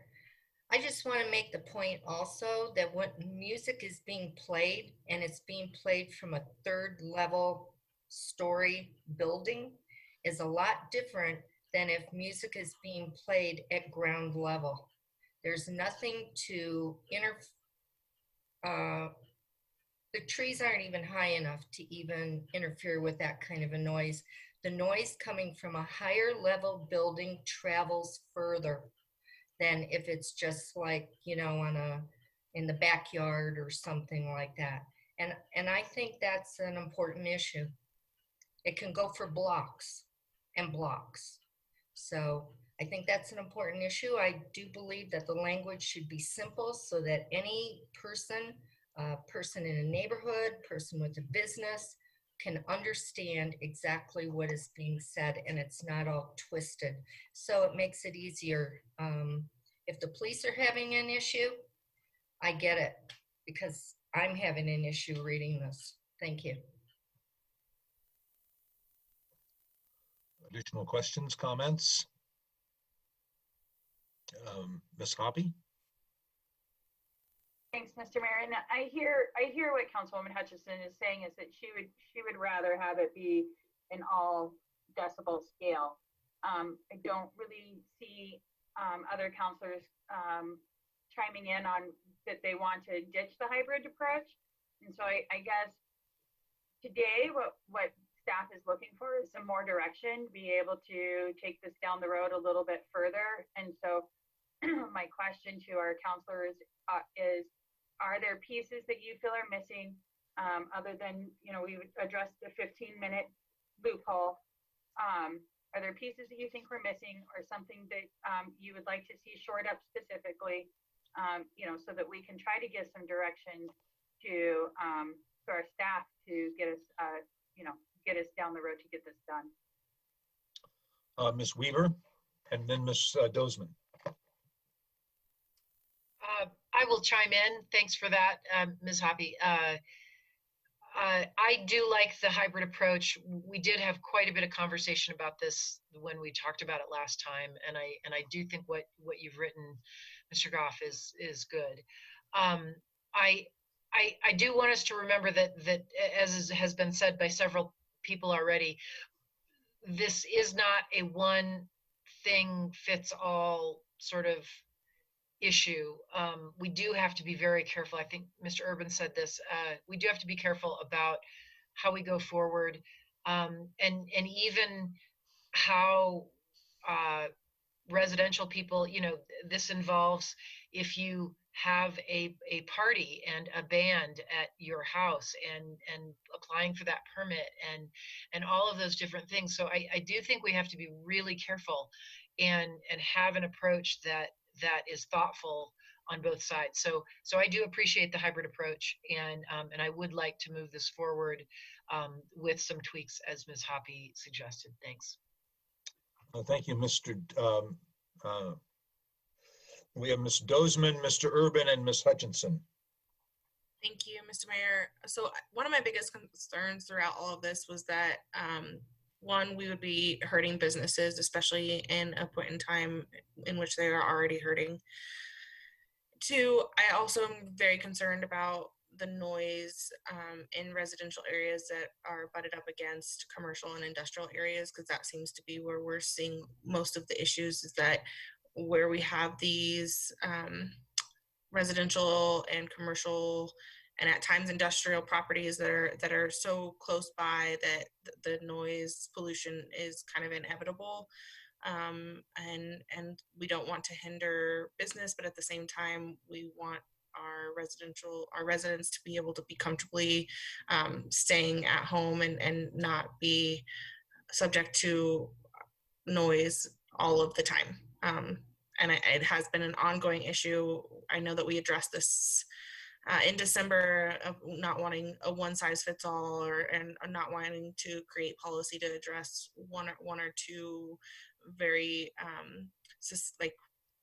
kind of insulated or isolated issues. But I think that the concern has been growing, and I don't know that the community necessarily complains a whole lot, because they do like those businesses and they do support those businesses, and at times support those that live music that many of us have come to love in the community. And so I think that this is really walking a tight line, and we have to have some sort of hybrid issue in place, because it doesn't sound like we've had a lot of enforcement. It's very, very subjective. And I think that we need some objective metrics in place, as well as, you know, using the governance of our police department to be able to discern what is unbearable or not. So I definitely want to move forward with the hybrid approach. And I don't want to put our residents at a disadvantage of having a too high of a decibel level near those industrial and commercial areas. So I'm glad to see that the new, the packet with the red lines kind of address that, you know, with the residential areas and next to industrials especially. So that's just my 2 cents, and I'm interested in, you know, seeing something concrete that we can kind of pick apart and maybe, you know, argue a little bit more at that point in time. Thank you, Mr. Urban, and then Ms. Hutchinson. I would agree with Councilmember Hoppy that what's been presented, I think, would work for us. We're not going to know if it doesn't work for us until it's enforced on somebody that we, you know, like or, you know, don't like. And so it's sort of like we won't know, you know, exactly how it's going to play out until, you know, we see a noise violation that comes in front of us. So there is that concern. To the point about the pandemic, my understanding is that based on the civil emergency a while back, we put a waiver in place to the current noise ordinance relative to some of the commercial activities around grocery stores. So is there a provision allows for the waiver of the entire ordinance or portions of it relative to the instance that we're currently in with, you know, respect to a pandemic, or other circumstances where it's a broad waiver, or is it isolated to specific businesses, or how does that work? I think we specifically allowed or waived deliveries to grocery stores after hours. And, you know, some of our grocery stores abut residential neighborhoods, but because of transportation issues and supply chain issues, some of the grocery stores were being serviced and stocked at night, later hours. So we gave grocery stores kind of that waiver. I don't think we gave it wasn't a full blanket waiver for all noise across the city. Well, then I guess similar to that, during the hailstorm, we also instituted a waiver of the noise ordinance relative to construction during that time. So long as we have that ability to institute waivers or allow for special circumstances to come into play, I think what's been presented would work, and we won't know if it doesn't work until we're presented with a unique situation. So I'd say we'll move forward with the red line that we have. Thank you. I have Ms. Hutchinson up next. Thank you, Mayor. I'm not against the hybrid plan here. I think the language just needs to be a little bit clearer, and absolutely I would not want to have subjective opinion taken out of there. I don't know how many people own a decibel meter or something that would be able to actually do objective readings. So we do have to have something in there to where it is subjective and, hey, my windows are closed, I can still hear this that's going on. And then it can be measured by whoever's got one of those meters. So I'm not against it, but the language doesn't have to be, just make it kind of simple. That's what I'm just asking. Thank you. Thank you.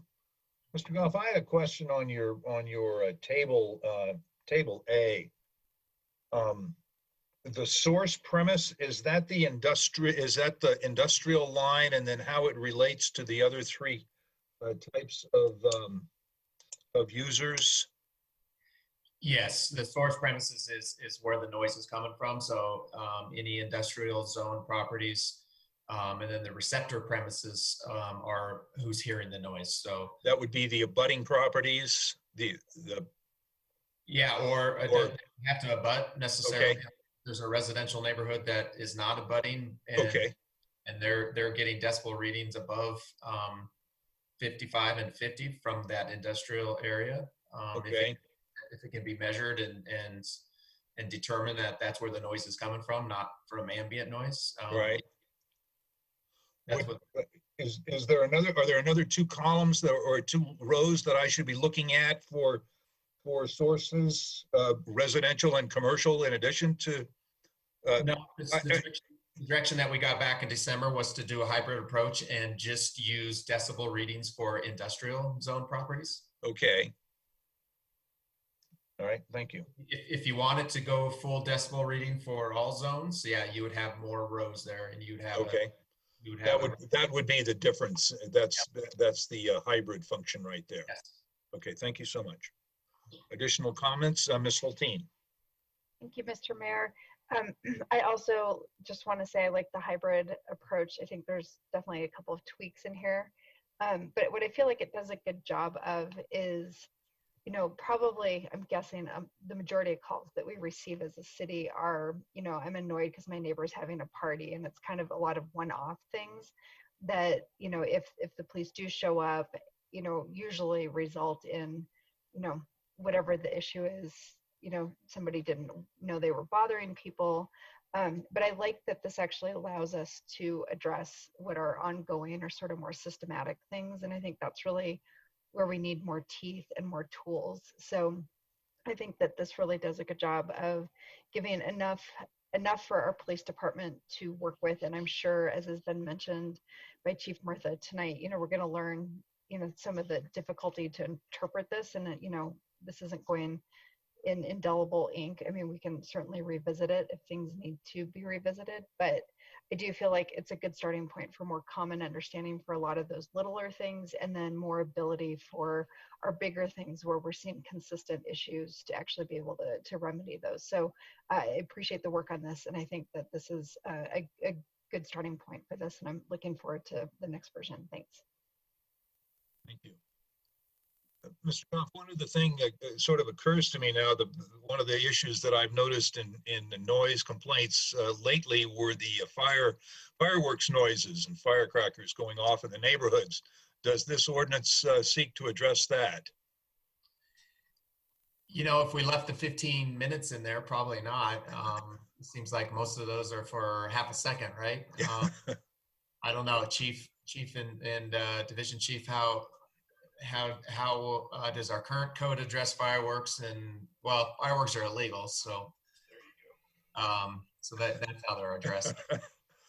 Yeah, they're already addressed, and we actually did write violations, just so everybody's aware. We wrote a handful of violations over July 4th, but they seem to have calmed down. Okay. Thank you. I haven't heard any tonight, but I'm sequestered down in my basement. So additional discussion on this item. This has been a good discussion so far. How do we think we should proceed? Ms. Hoppy. Thank you, Mr. Mayor. I was going to see if we could ask for consensus to move forward with the hybrid approach, finding language to close the 15-minute gap, the 15-minute loophole that we have, making sure that the way the language is written is that we can allow for special or emergency circumstances for a waiver, as Mr. Urban had brought up. And then also, as Mr. Urban brought up, I don't know if we need to address something about noise from the highway due to increased traffic, or if you feel that that's addressed somewhere else. But other than those are the things that I heard from council, and so I was going to ask for a consensus to move forward with that. Let's have a show of hands if that sounds like a consensus. You okay bringing it back to first reading or another study session? You think we need another study session to? I don't think so. I think first reading. Okay, well then let's put some language together and get it on first reading. Okay, does that sound all right to everybody? Okay. Thank you all. All right, well, thank you very much. Good discussion. Tough topic. But that completes our agenda items. We will now go to staff reports. Mr. Goff. Nothing this evening. Thank you. Okay, and we will go to item number 5, elected officials reports. I'll be glad to call on you if you have something you'd like to share. Ms. Weaver. I just wanted to thank Parks and Rec and the police department, and specifically the community service officers that helped with the moving of the goats to Lewis Meadows this last weekend. The goats are good at keeping people socially distanced, and I just wanted to thank all of the participants and also Mr. Stites, who was there ready to receive all the goats, and they might be moving up to his yard next. So we'll see, according to his kids anyway. So I just wanted to thank the city for all of the support and of that continued grazing project. So thank you. Very good. Thank you. Clerk Kirkpatrick. Thank you, Mr. Mayor. It will come as no surprise to anyone that Mr. Figlis and Ms. Luthwaite have come to the clerk's office with a petition to put on the ballot a revocation of the zoning change you passed last Monday at 38th and Johnson. I bring that up now for 2 reasons. One, it will be temporarily impossible to put that on the November 3rd ballot. Their deadline for getting the signatures in is later than the deadline to get it on the ballot at the county. And after the signatures have been submitted, we have about another month's worth of work, reviews, and votes by council before we take it to the people. So second, that means we'll have to have a special election. The earliest date for that special election by law would be the 5th of December this year. It falls upon me to determine the date, but it can't be any earlier than that. And candidly, I haven't given the exact date and moment slot because we don't know where we're going yet. But that is in the works. I expect to meet Mr. Figlis at City Hall in the morning to receive the printer's proof of their petition. If we approve that, they will be legally empowered to go into the streets and knock on doors and begin to collect signatures. The last day for them to turn in a complete set of petitions is the 27th of August at 5 p.m. Do you have any questions at this point about that? Mr. Urban? Thank you, Mr. Mayor. I understand the timeline that they have relative to the 45 days that they're allowed to collect signatures. Is there a time frame under which, if they were to collect signatures sufficient to meet the threshold, that it would be eligible to be put on the November ballot? Well, let's do some math. After they present the petitions to my office, we have 10 calendar days to review the petition and certify that there is a sufficient number of signatures. Then I have to take that to council at a regularly scheduled council meeting, which must be noticed for the usual 10 days, during which council will then vote whether you will, of course, send the issue to the people to refer it to them or repeal the ordinance you passed.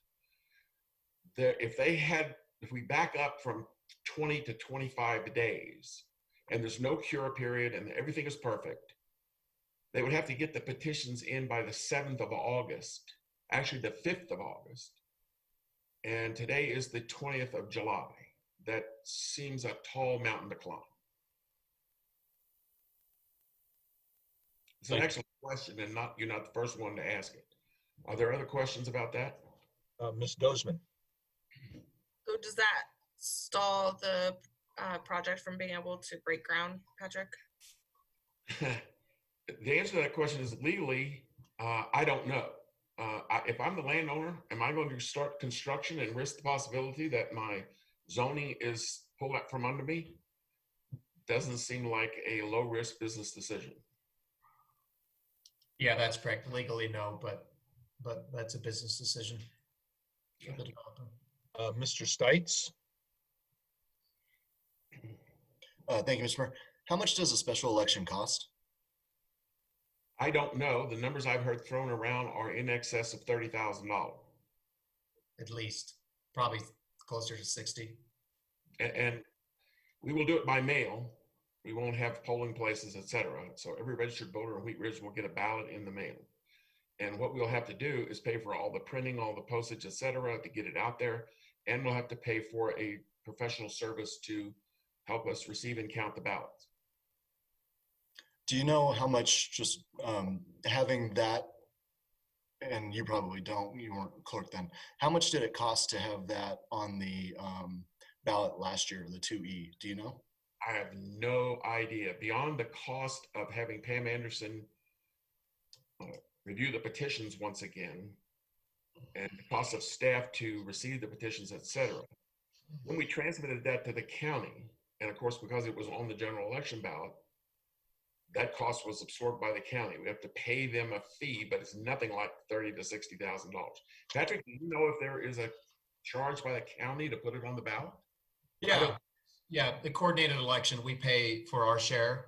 And if our ballot, if our questions take it to a new page, so there's a third or an additional page as part of the ballot, just because of our question, there's an increased cost to that. So it was under 30,000, but I don't remember the cost. But that's with the coordinated, that's with the county paying for most of it, and we're just paying for our portion of it. Special election, we have to pay for everything. So it's definitely 60,000 or more. That's a lot.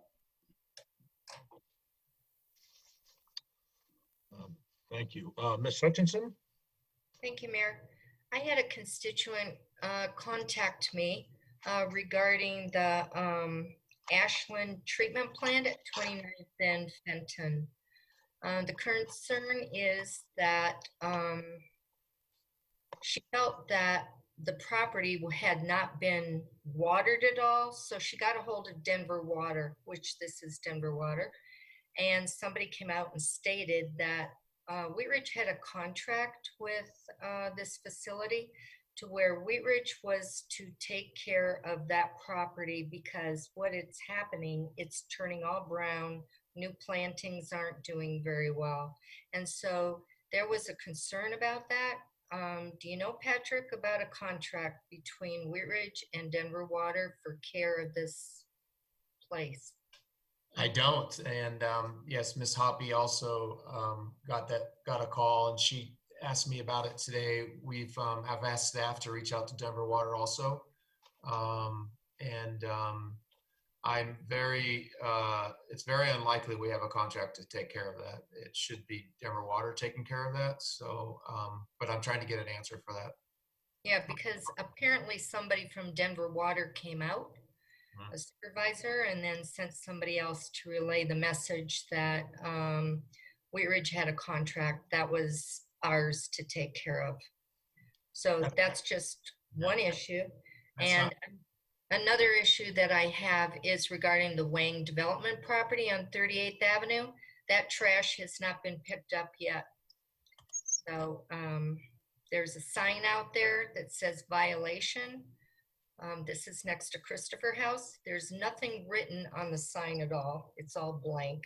And so there's still trash there on 38th Avenue. I believe we sent somebody out to give them a warning, and they have 10 days to clean it up from then. So if it's still not cleaned up, they'll get a ticket. It's been more than 10 days. I don't know if Jim and Jim, are you still on the call? It's Chris, I'm still here. I think you had sent somebody out last time we heard about this right away. Yeah, I will have to follow up tomorrow. Okay. Thanks, Thank Judy. you. Thank you. Thank you. Mr. Urban. Thank you, Mr. Mayor. I brought this matter up to the city manager earlier this week. The Wheat Ridge transcript apparently is dead, and that the new paper is now the Jeffco transcript. And given that change, it came to my mind that we may need to modify our official notice resolution. And so my understanding is that will be brought forth the next regular business meeting so that we can properly notice our public notices in the paper record. It is on the agenda for next Monday. Thank you. Additional elected officials matters. Ms. Dozman. Thank you, Mr. Mayor. I just wanted to thank all of the neighbors on Nelson Street. They have given us a warm welcome. They've invited us over to their home to really get a feel for their concerns. And like I said earlier, we've talked to 14 neighbors that live on that street. And I just love sitting on that driveway this evening and seeing so many people walk by and ride their bikes. And it's a really tight-knit community up there, and I really appreciated the invitation. So I wanted to thank them, and I also wanted to thank the residents. Just a couple blocks away from me, I worked with Steve Keller on the Carnation Festival Parade. He was actually the parade chair before me, and I really got to know him and Mo Keller very well. And I really appreciated their tenacity and their persistence on this issue. And so I just wanted to thank them, and I just love all of the residents of Wheat Ridge. Thank you. Ms. Holteen. Thank you, Mr. Mayor. I'd like to go back to the city clerk's discussion about the referendum. And you mentioned you did some calendar math that was based off of the earliest that the referendum date could be. I'm wondering if there's an outside date for the latest it can be. Well, that's an excellent question. I don't know what the time limit is.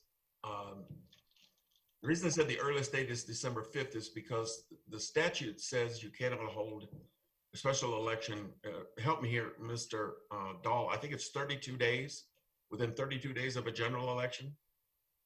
But I haven't looked at the question of how quickly after the deadline has passed, after November 5th, we are obliged to hold the special election.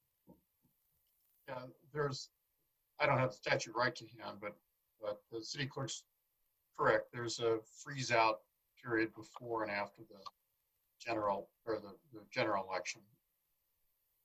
My suggestion though would be, this is really early days.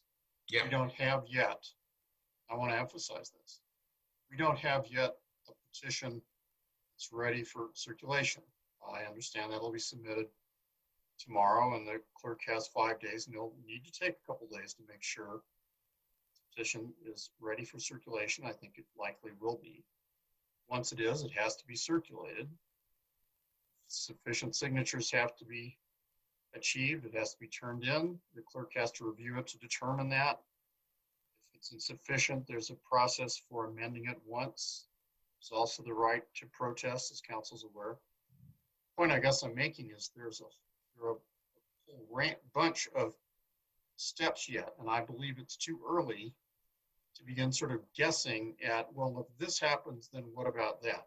I promise you that when there's more definitiveness, in other words, when that process has matured, then we'll know. And we'll be able to give you the appropriate range of dates when, as and if the matter actually comes to you as a fully certified petition on which you need to make a decision whether or not to repeal the ordinance or send to election. But we would be wildly guessing, and I think not doing anyone any favors by speculating about when right now. I mean, I promise we'll get you information that's reliable when we have a basis to do that, but we just don't right now. And I just wouldn't get into the guessing game. I think that's going to confuse people and harm people. Great, thank you. Then I just have a shout out. I'd like to thank Tim and Tammy Grover of AAA Propane. My son's Boy Scout troop, their trailer that they use for all of their camping excursions was stolen about 6 weeks ago, and they found it, and the only thing in the trailer had been 6 propane tanks that the Scouts troop used. And I approached AAA Propane today to ask if they'd be willing to fill tanks if we bought them there as replacements, and they just exuberantly and generously offered to donate all 6 tanks as well as fill them and certify them for the Scouts troop. So it's just a moment where I just felt really proud of District 2, of Wheat Ridge, and our community. So we have a lot of good people and a lot of good things happening every day. Thank you, Ms. Hulteen. And I will say I'm closing down my construction business. I had about a baker's dozen of large 100-pound tanks, and AAA Propane was very, very kind about taking those off my hands. So hopefully they're able to recycle those. So it was good to have that businesses in Wheat Ridge. Further elected officials matters. Okay, that brings us sort of to the close of our business. Thank you all for being here. I would like to make a special thank you to the presenters that we had tonight, Ms. Kelly Barker and Yvette Gallegos and Marianne Schilling, and our Police Chief Murtha and Division Chief Lorenz, talking about our homeless situation. Thank you to Steve Art, Jim Spall, and Tony Ryerson with Applejack Liquor for bringing their very exciting plans to us. And thank you to all of the citizens who called in and stayed with us to discuss the issues that we discuss. We appreciate very much your input in our meetings. They really inform us as to how our community is thinking, and we appreciate that. Best wishes to everyone. Please mask up as you are able, and those are the orders from not only our own city but our governor as well. Social distancing, wash your hands, and we will stay safe in our community and encourage everyone to do the same. So with best wishes, we will sign off tonight. Thank you so much. Good night.